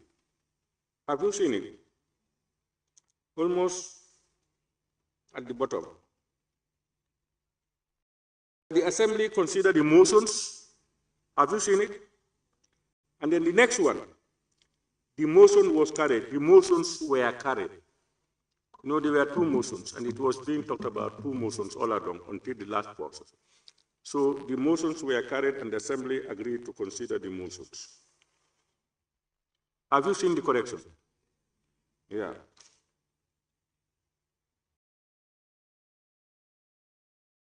Instead of where was, it should be where, and instead of motion, is motions. Page 6. On page, pardon? Is it on page 5? Parliamentary, is it on page 5 or page 6? Yes, exactly, that's where I wanted to on page 5 or 6? No, on page 5. Page 5. Yes, first, the one we've just done, that's where I wanted to come in. And then the second one is 3, Roman number 1, which reads, be it resolved that this August Assembly do consider and approve the establishment of the University of Applied Science, and that. So the word "the" is missing, I think. So we should add it. Honorable members, on top of the page, number 3, Roman 1. Second line, establishment of the University of Applied Sciences, Engineering and Technology.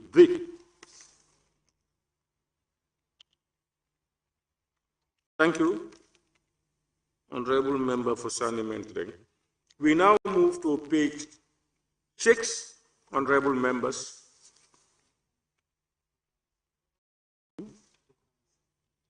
Honorable member for Brikama South. Mr. Speaker, I took part in the debate and I was the second to the last person, but my name is not captured.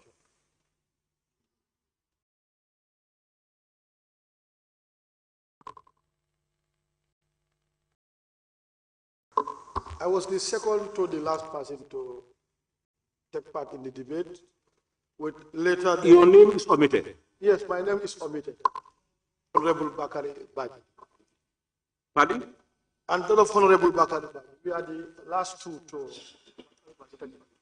Yeah, I don't think the names were written in that order, but your name should appear if you are partaking in the debate. All right, table office. Brikama South.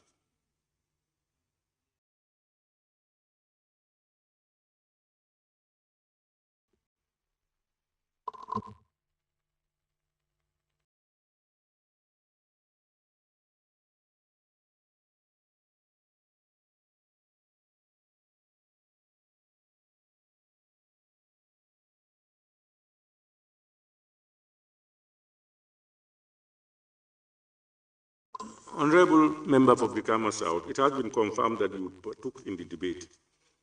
You said where? Honorable member for Ilyasa.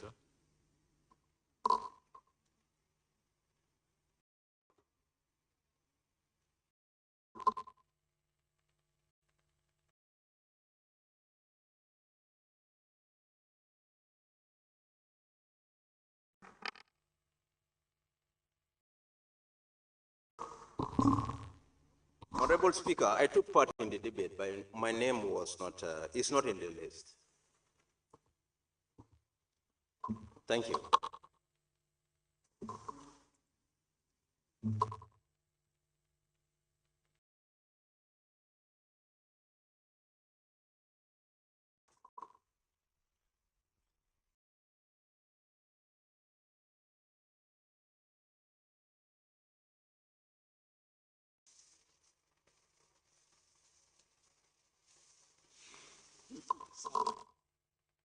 Honorable member for Ilyasa is noted.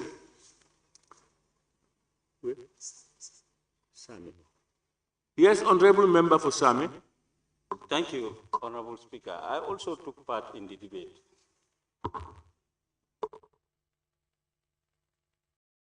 Table office, what is the problem?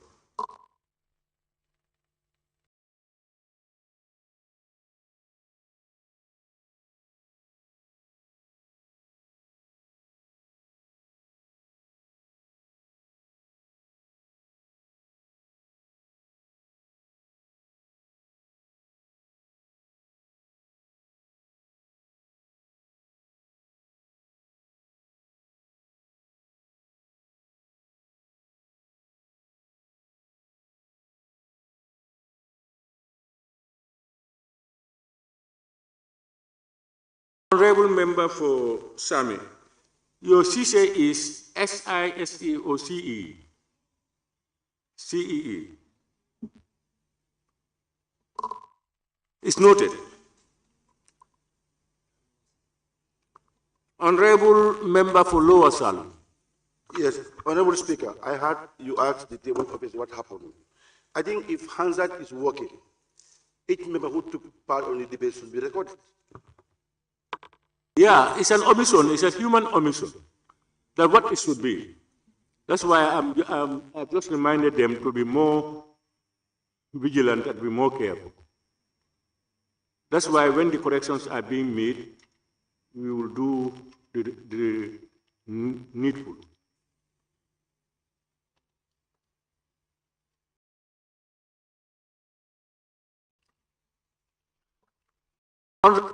Honorable members, we now move to page 7. Majority Leader moved a motion for the Assembly to consolidate the subsequent two motions to be moved by the Honorable Minister for Gender, and at the last sentence, Honorable Keba Jallo, Honorable is missing. It's only Keba Jallo which is voted. Thank you. Honorable members, instead of by Keba Jallo, by Honorable Keba Jallo.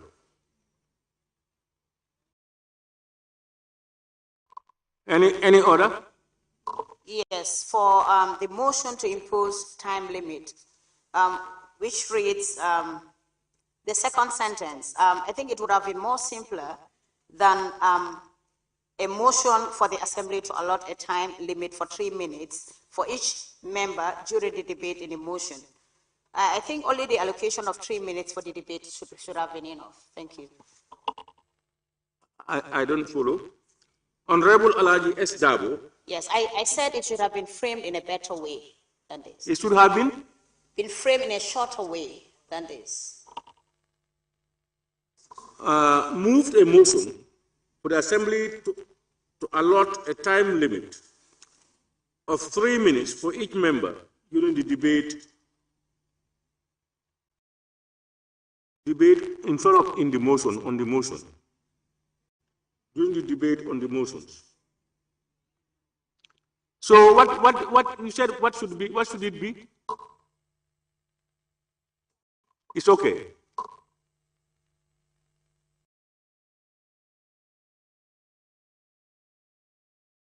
Any other comments on page 7? Honorable members, we move to page 8.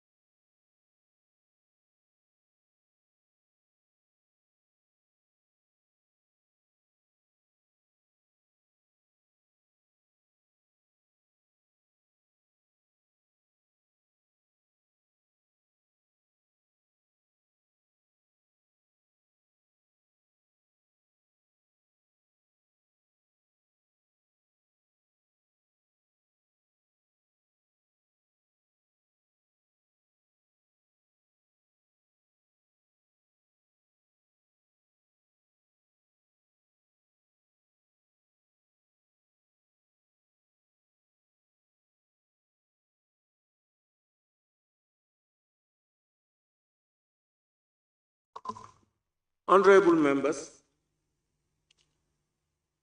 just on the, after the motions, just on the time allotted is 1 hour 30 minutes. Have you seen that? Are you with me? Yeah, then you have at the invitation of the Honorable Speaker, the Honorable Minister for Agriculture stepping in for the Honorable Minister for Gender, Children, etc.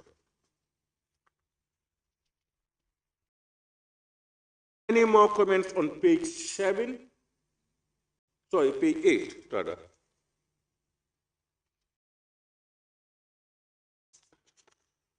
We now move to the last page, page 9.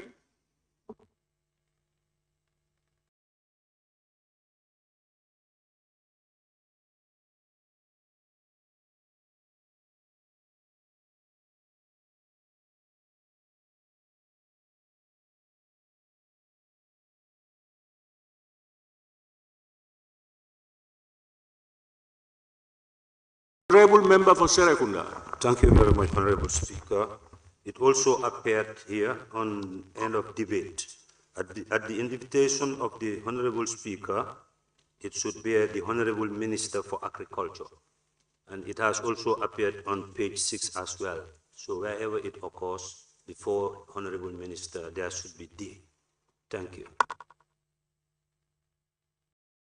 Thank you, Honorable Member for Serekunda.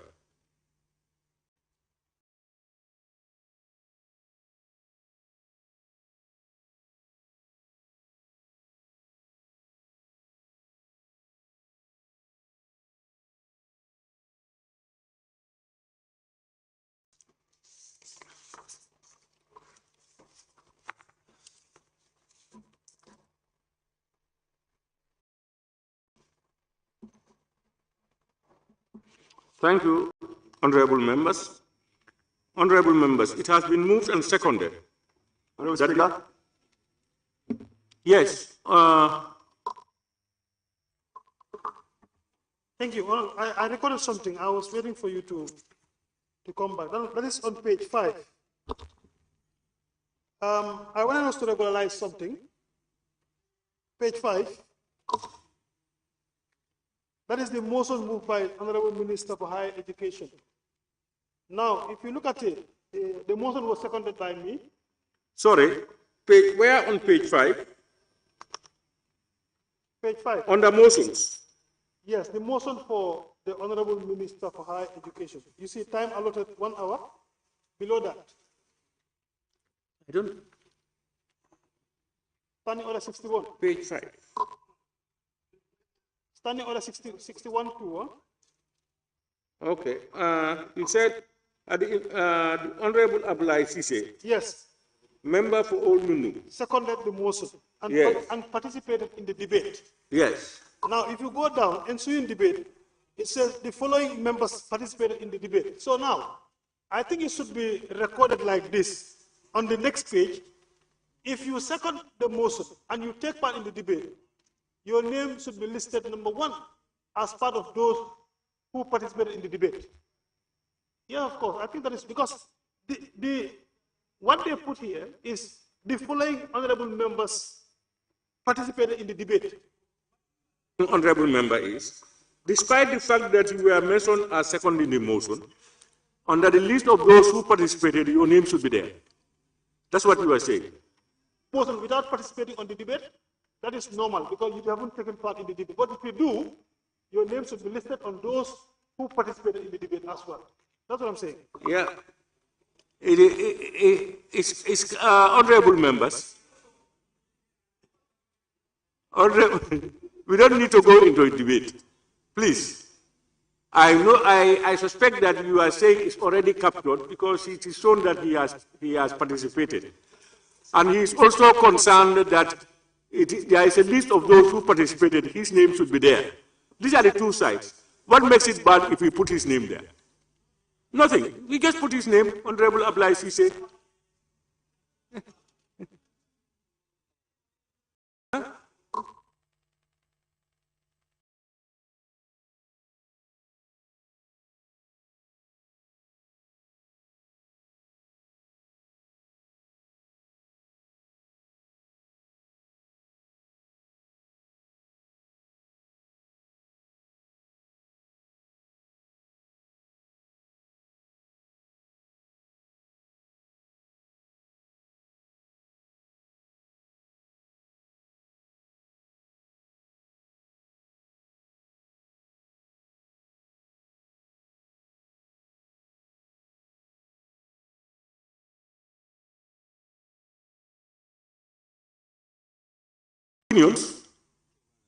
Honorable nominated member Keba. Honorable Speaker, mine is on a different one, which I noted. Let's just conclude on this, and okay, I'll give you the then you can come back. Thank you. Lower Salon. Honorable member for Sami. Thank you very much, Honorable Speaker. I'm also seeing it in that direction because he has already participated in the debate. But if you look at the numbering, his name is not there. So I think what he is trying to put it, his name should be there. The number 1 should be him. I think we will now conclude that we just put his name. What the Maningas call Julobula Bala Babula Julolo. It's all the same. So I think we just include his name.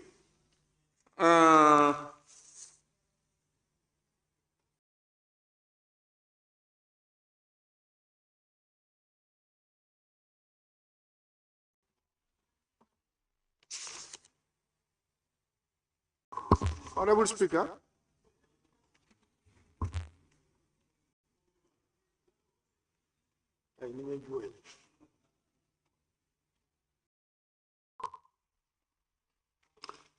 Honorable Speaker. Honorable nominated member. Yes, is it on the same issue? No. Yes, in fact, Honorable Speaker, we have a settled practice when it comes to writing the report and this has been the norm. Anytime you seconded a motion and participate in the debate, you are captured. Automatically, you are the first person. But if we should change this now, going forward, the mode of writing is going to be, so you are going to write the name twice. But already you seconded the motion and participated in the debate. So why are you going to put it again? So and that has been a settled practice. I think that those are the two sides of the coin. But settled practices can be amended if you think there is a better way. There is no difference. What you have been doing over the years, if there are innovations to make it better, there is nothing bad about that. All what the honorable member for Same said, even if you look at the numbering, if you look at those who participated, naturally you would think that it's only that number who participated, unless you go back to read the rest. So what makes the difference if you include him as those who participated? So I think we can just settle for that. If that had been the practice, they would note that down. So that when you look at the number, you know that these are the actual members, unless somebody seconds the motion without participation. And there will be this agreement, in seconding the motion, you have not participated. No, just seconding the motion is a participation. Yes. Anyway, honorable members, it's your choice, it's your record of votes and proceedings. Do you want us to continue as we agreed now? That we include his name? Yeah, okay. Honorable nominated member Keba. Thank you, Honorable Speaker. Honorable Speaker, I did note two omissions on the vote of proceedings. The first one is on page 4. If you look at order 61-2, before stating that Honorable Elijah S. Dabo, member for Birkama North, moved a motion for the Assembly to allot 3 minutes. The initial motion that was moved by myself to consolidate the time provisions for the debate on all the 3 motions to be limited to 1 hour, which is omitted on page 4.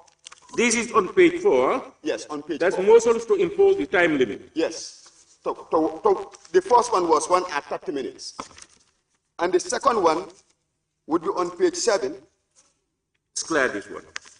Honorable, you are saying that your own motion that you moved was not included. If you can recall, on the order paper, each of the motions was allocated time of 1 hour 30 minutes. When we decided to consolidate them, I moved a motion that we can consolidate the times also and make it limit to 1 hour 30 minutes, which was equally seconded by the honorable member for Nyani. I think I remember that, and I think table of it is also confirming. So that will be captured. And on page 7 equally. Page 7. Where on page 7? On order 61-2. Pardon? Order 61-2. Order 61-2. Yes. Why don't you quote the heading? Motion to impose. Motion to impose time limits. Again, before the motion to allot 3 minutes as the limited time for each member to participate on the debate, I rose and then moved a motion again to consolidate all the times to 1 hour. That motion was also equally seconded, but it was omitted from the vote of proceedings as well. Thank you. Record of proceedings, sir. Table office will make the necessary amendments. Thank you, honorable nominated member. Any more? Honorable member for Lower Sal. Honorable Speaker, I just observe a little proceedings here. Page 7. After Tuesday, 25th June 2022, there was a communications. The Honorable Siri S.K. Deputy Speaker, took the chair. On page 7, where on page 7? Yes, on top. Pardon? On top. Yes. The first page, my brother. Yes. I think I have Siri S.K. Yes. What I'm trying to say here is, any person who assumed in that seat is a speaker. So why this communication now? Honorable C.D. Eskinja, Deputy Speaker. Saying Honorable C.D. Eskinja, his title is Deputy Speaker, took the care. Honorable Alaji S. Dabo, Minority Leader, took the care. Noted. Noted.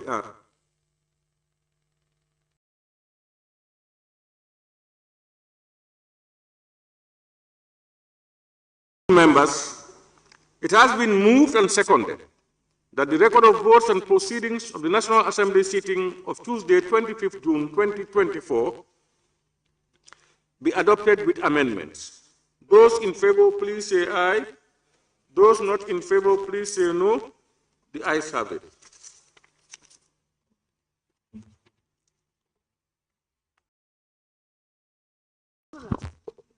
Correction and approval of records of votes and proceedings of the National Assembly sitting of Thursday, 27th June 2024. Honorable members, the record of votes and proceedings of the National Assembly sitting of Thursday, 27th June 2024 is before us for consideration and adoption. Can any honorable member please move that the said record of votes and proceedings be considered and adopted? Any honorable member?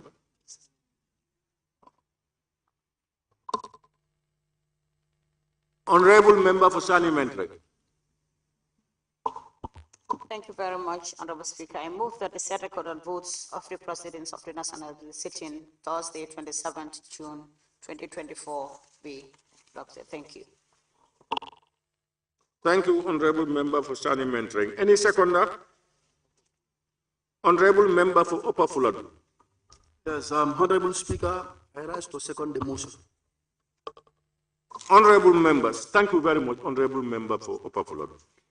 It has been moved and seconded that the record of votes and proceedings of the National Assembly sitting of Thursday, 27 June 2024 be considered and adopted. Honorable members, we have copies of the said record of votes and proceedings, and as usual, we look through it page by page, beginning with page 1.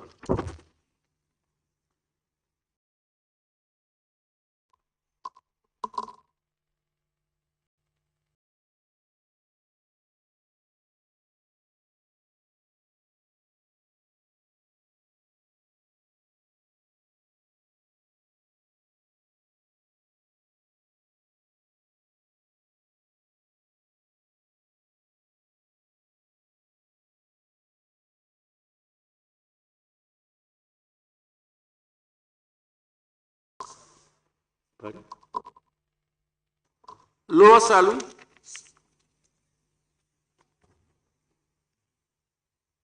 No, I was on page 3 before you.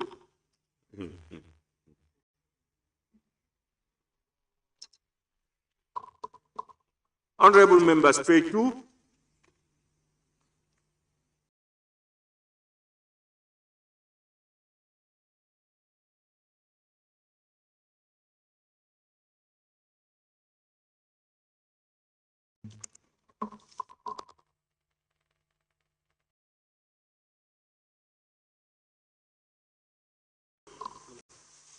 No.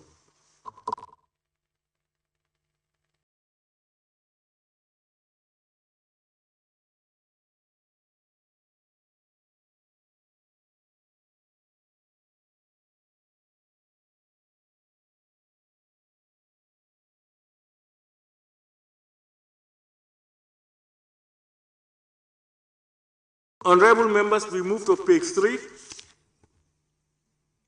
Honorable Member for Lower Salem, you can now take the floor. Thank you, Honorable Speaker. Honorable Speaker, I wanted to ask from your office whether number 57, Honorable Yamin Sayan, took permission from your office, because I have learned the former Suna, he stepped out, and again, this Suna, he said, better he take a permission from your office. Lamin? Honorable Speaker, can you please attach some respect to my name, please? Don't just be foolish here, please. Just attach some respect to my name. So useless. Don't do that. Don't misbehave. No, no, no, you don't behave. No, he abuse me. Honorable. What is your ambassador? Honorable member, when somebody does something wrong, you don't shout. You don't do anything. You don't use violence. You don't insult. There are ways of ensuring corrections. Please. I don't even understand what he's saying. Honorable member for Lower Salem, what did you say? You said? I am now telling you of the whether Yaya, Honorable number 57, Honorable Yaya Sanyang, Latrikunda Sabiji. Don't mention the name. Just say the honorable member for Latrikunda Sabiji. No. The name here is Honorable Yaya Sanyang, Latrikunda Sabiji. That was captured here. Yes. No. What is wrong of saying his name? His name is there. My brother.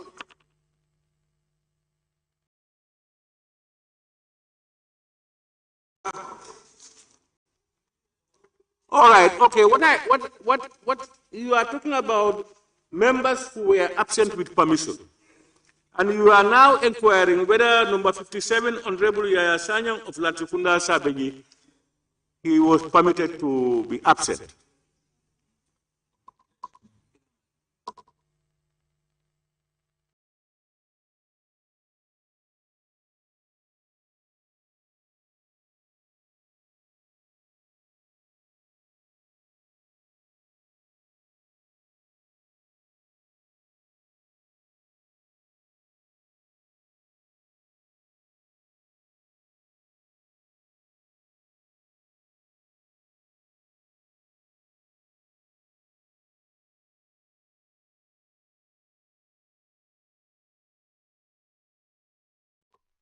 Yes, that's a difficult question. Why? Because at the time, on the 27th, I view Honorable Member for Latrikunda Sabiji as absent without permission.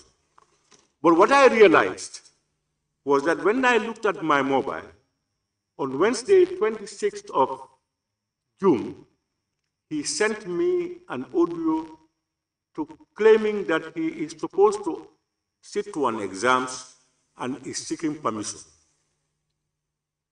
In that light, I will have him as somebody who had been permitted not to be here at the time. I used to accord that to most members. They will just call somebody or even send me a listing or a letter, even without acknowledgement, and that they will assume that they are out with permission.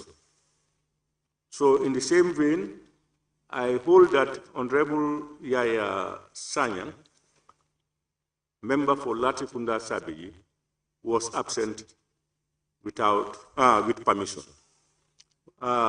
Equally, that most of these functions for state opening, Honorable Sanyang, usually you are absent. Speaker. I am not entertaining a debate on this. All what I want us to have on record to clear your doubts, this is what had happened. I am not entertaining debates on this. Please.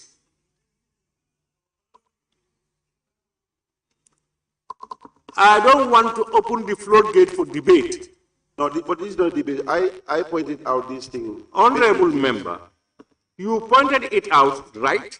I answered your question, and that unless you're telling me you can change my decision, my decision is final. So I will not encourage a debate. Because when you encourage a debate, everybody will want to say it differently. And it will not inform us any better.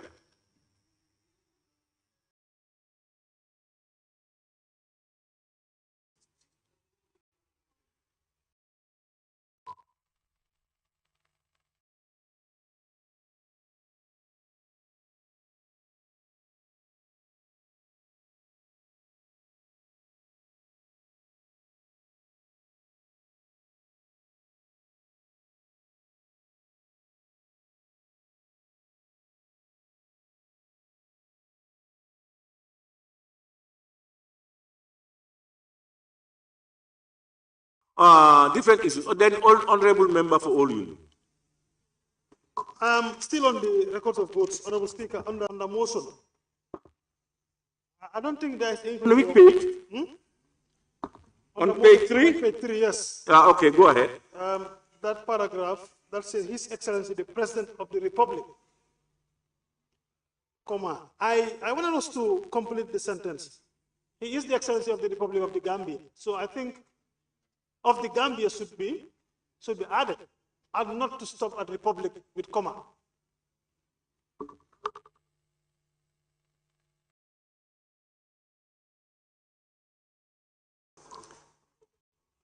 And the Republic should be capital D, am I right? The Republic should be capital D. The Republic. Honorable member, Republic of the Gambia.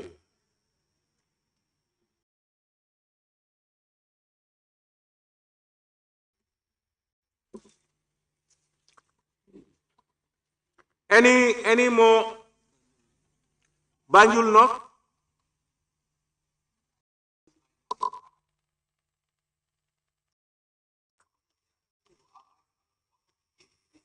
No, you have to move. It has to be on record. What you are saying must be recorded. Speaker. Honorable Speaker, I just want to bring to your notice that our mics are not working, so we cannot participate. Yeah.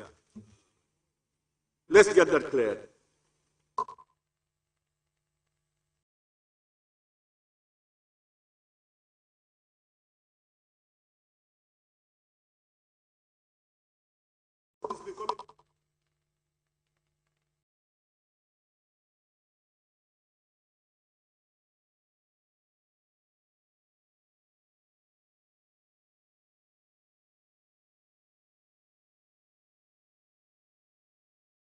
Honorable members, it has been reported to me that we have technical problems with microphones at the back.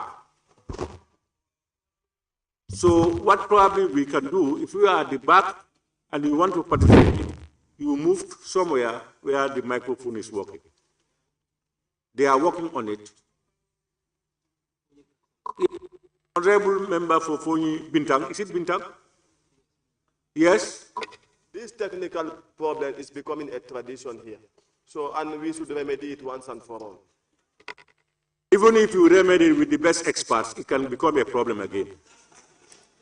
This is machine work. You have your own brand, you start, it doesn't work. These machines, you can't, nobody wants it to happen that way. I hope you have a solution. If you have a solution, you can help us so that we will do that, so that it doesn't break down again. Honorable member for Sani Mentoring. Yes, thank you very much, Honorable Speaker. Honorable Speaker, come back to number 3, as alluded by the Honorable Member for All Yundum, which reads His Excellency the President of the Republic. I think it wouldn't be necessary to add the Republic of the Gambia again, because looking at on top of the document itself, it reads Republic of the Gambia. So it's already indicated that it's this is the President of the Republic of the Gambia. So I don't think it will be necessary by adding Republic of the Gambia again. That's my take. But we have already amended it, and it is agreed that it makes no difference. It makes it clear. Huh? The President of the Republic is incomplete, even in a sentence. Honorable members, any more on page 3? Any other comments that probably one wants us to go back? Pardon? Yes? Who is saying yes? Sabak Sanyal. You are the one saying yes? Yes, go ahead.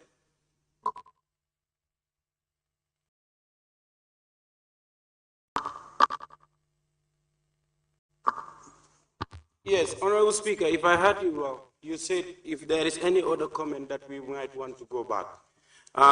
We have approved the Code of Conduct of the National Assembly last week.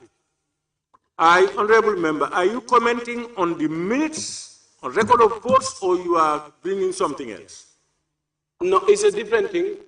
Not from on the minutes. Not on the minutes. No, we are not dealing with any other thing besides the minutes. But I wanted to bring to your attention. No, very important. Honorable, you will say it at a better time. Or either when we complete, you raise, and then. But now we are dealing with the minutes. We have not adopted the minutes. We cannot go to any other thing yet.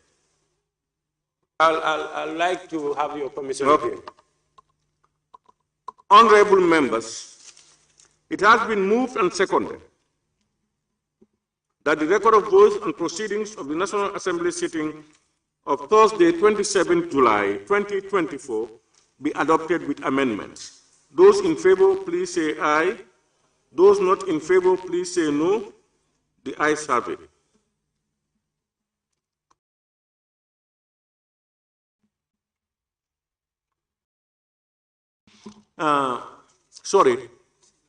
Honorable Clerk, before you proceed, Honorable Member for Sabak Sangyal, may I hear you now?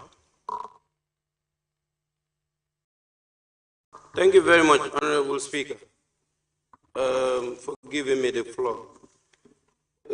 Last week, Monday, we've approved the Code of Conduct for National Assembly of the Gambia. And it has set out some rules and regulations. And one of the rules is on absence. And it says a member must write to the Speaker or Deputy Speaker, copied to the office of the clerk, to request for prior permission for absence.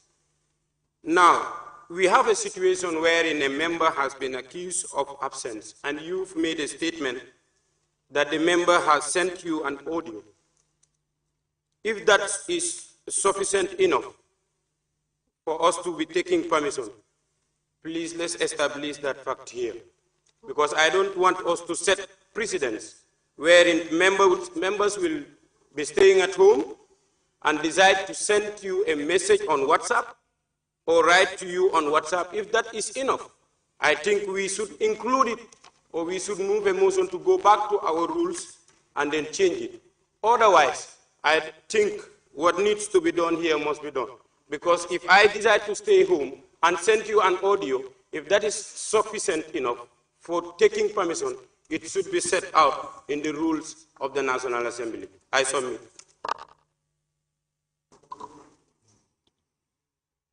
Thank you very much. Whilst we look at the necessary relevant sections, let me make a few remarks. You know, the prerogative of giving permission to members as and when necessary is the Speaker's responsibility and duties. Now, by our own standing orders and by practice, members have even only called the table office to get permission. Now, if that is the code of conduct, it will, honorable members, if we go strictly by that, it will almost be impossible for members not to be absent. Because when you write to the office of the Speaker, you must be granted permission. You can write and the Speaker denies you permission. Writing does not automatically give you permission to do. You write and it's responded. You request for permission and it's granted. So until that permission is granted, it means you are not permitted. Two, you can be sick and you move out, you need to write, and then you send it to the Speaker. By the time it reaches the Speaker, it may be the following day when you were absent. So you have to put all these things into perspective. So my conscience, myself, I was not happy to see people absent from Parliament, more so from the state opening. It's never a pleasant thing for me. But At the day of on the day itself, I looked around and I saw that the honorable member for Latifunda Sabegi was absent. I was mindful of it. But as I said earlier, the day before, he has sent me a note. I don't know whether it was a write-up or a voicemail. I saw it. And I said, okay, I will grant him as usual. Because more so, he's talking about sitting to an exam.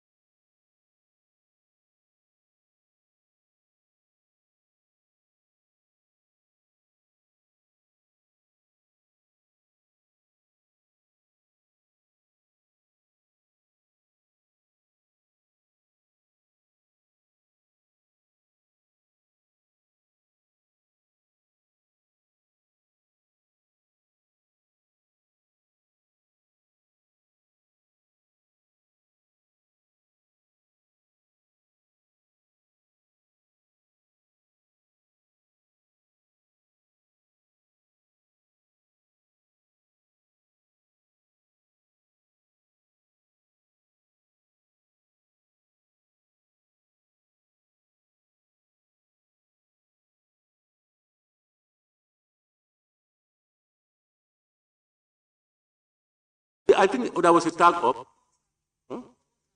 Honorable member for Lower Salon. Thank you, Honorable Speaker. I also want to connect my thoughts to member for Sabak Sanya. Honorable Speaker, you have to make your rulings on this case. But then, if the same member also making a write-up on the social media that I am absent based on issues, and again, if the same member again give you a permission that he's going for an exam to contract, and the same person make a write-up. Honorable Speaker, and honorable member has honorable Speaker. Honorable Speaker, you cannot be absent on sitting, you know. Member for Latifunda Sabegi.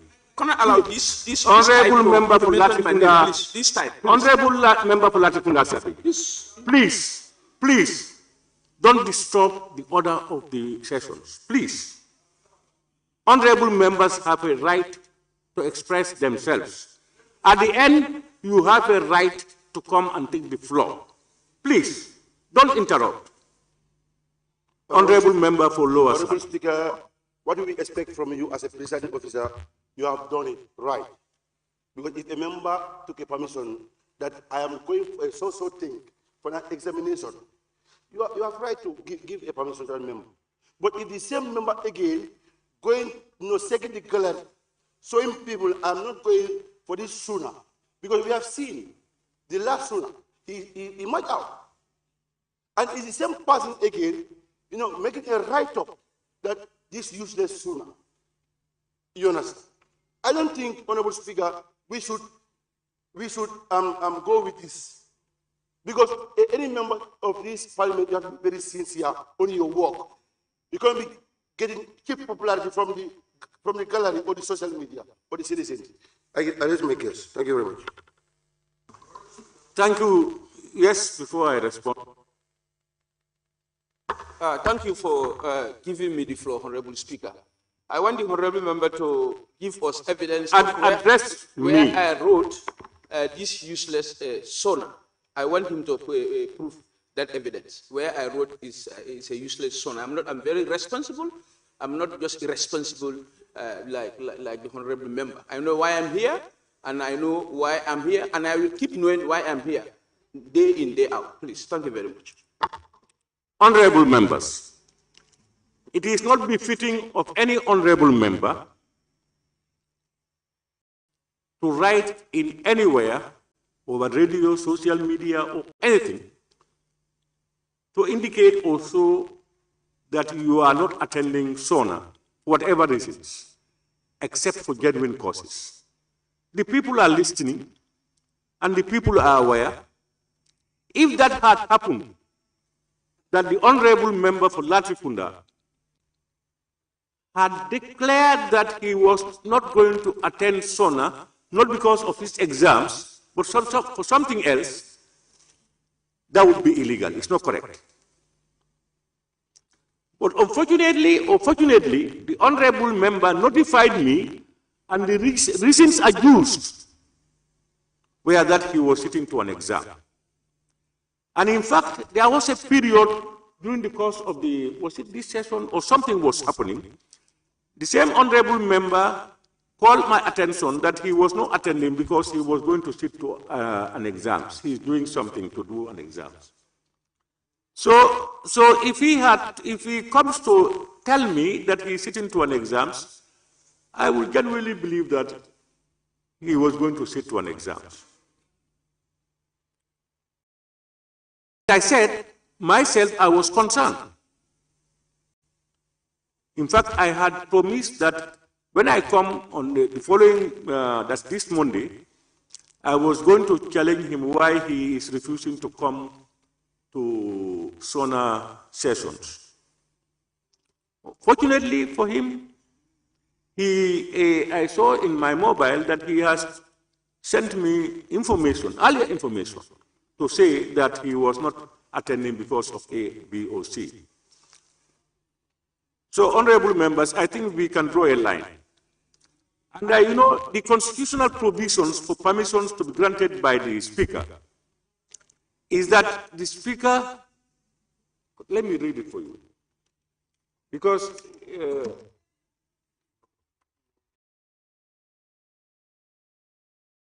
this is as per the Constitution, not the standing orders. Section 91B.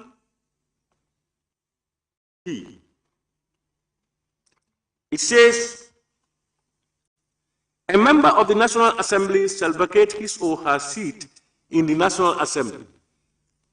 That portion, this clause, refers to continuous absence that can lead to a member's expulsion from Parliament.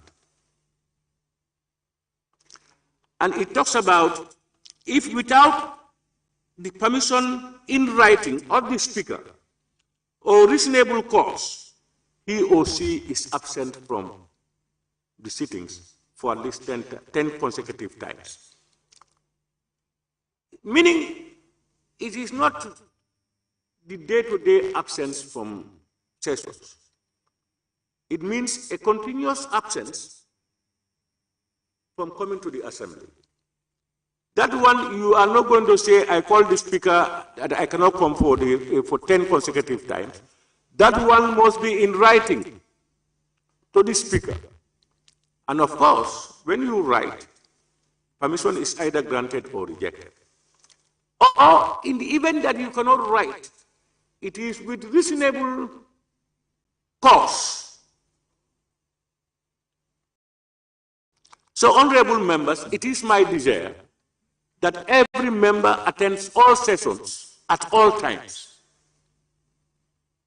But I am also equally aware that circumstances, you may have circumstances where you may not be able to come to Parliament. And I don't think it will be fair for me to put members on record as absent when they could be given permission to exercise those functions. This particular issue, I am sure the Honorable Member for Latrikunda Sabegi will note it, that is a concern and it has been observed. Hopefully, it may be coincidence, it may be deliberate, but time will tell. So, Honorable Members, can we proceed? Honorable nominated member, Keba Lamfofana. Thank you, Honorable Speaker.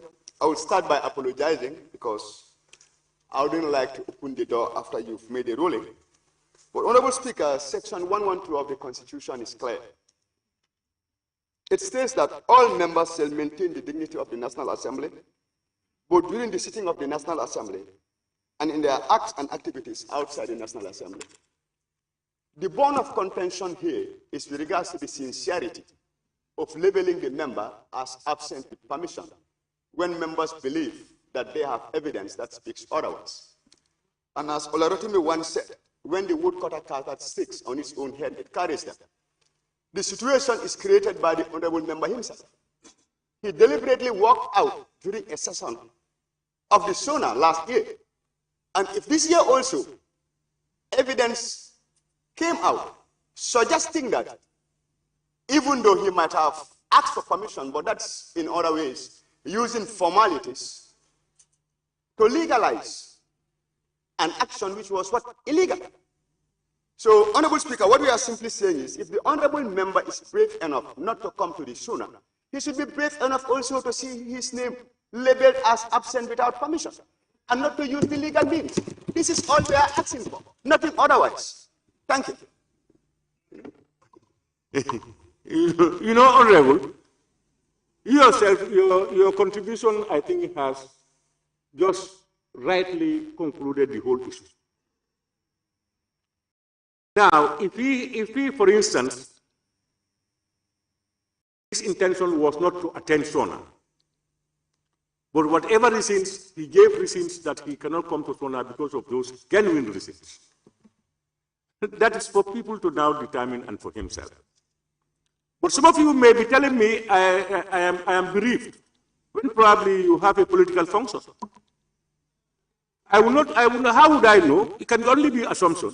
It's what you tell me that if I believe it is what I act on. If I were to be absent for a particular reason, I will be bold enough to say that I am absent because of that reason. If I choose to say something else which will exonerate me, and then you are exonerated, that's also fair enough. Now that is now between you and your conscience. So please, I want us to put this and let it be a learning lesson for all of us.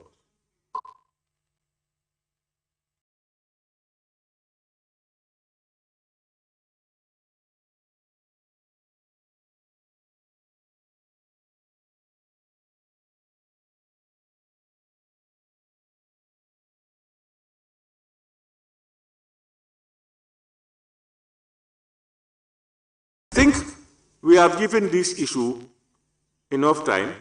Let it be a learning lesson for all of us.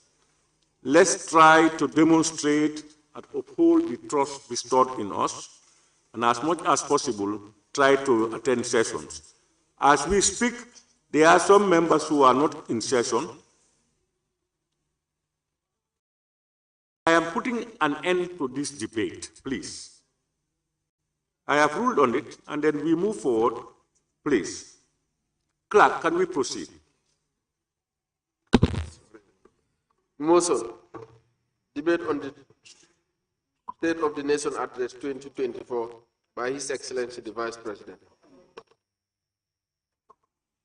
Honorable members, as we are about to commence the debate on the State of the Nation Address, I would like to thank all honorable members of the National Assembly for your support and collaboration in making the State of the Nation Address 2024 a great success.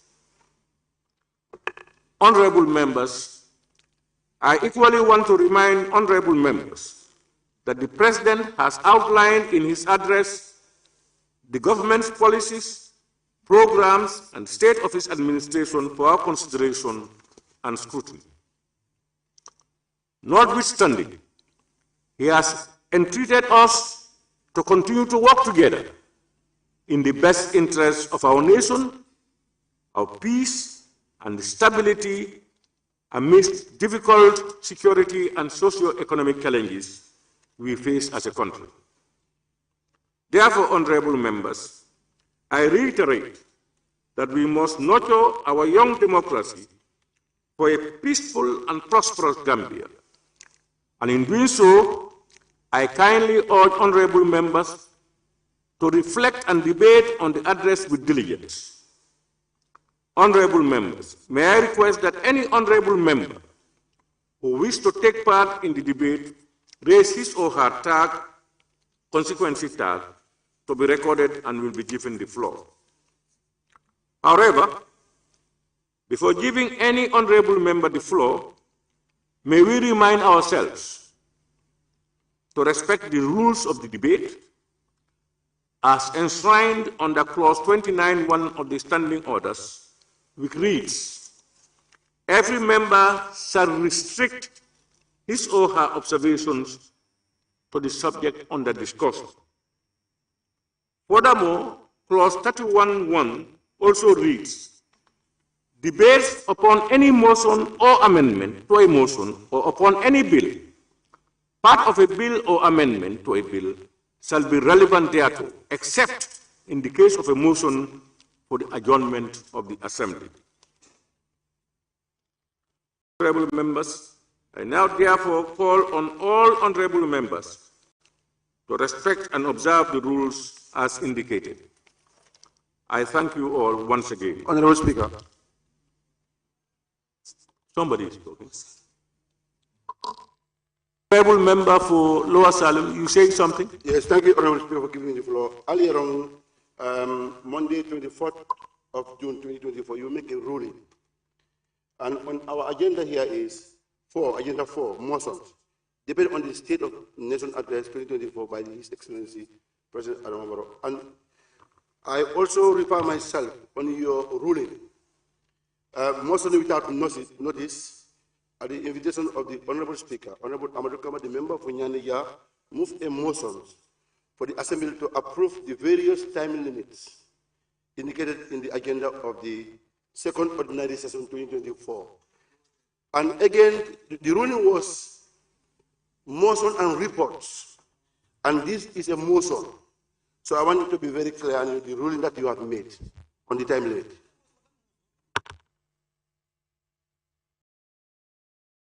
On the agenda of the second ordinary session,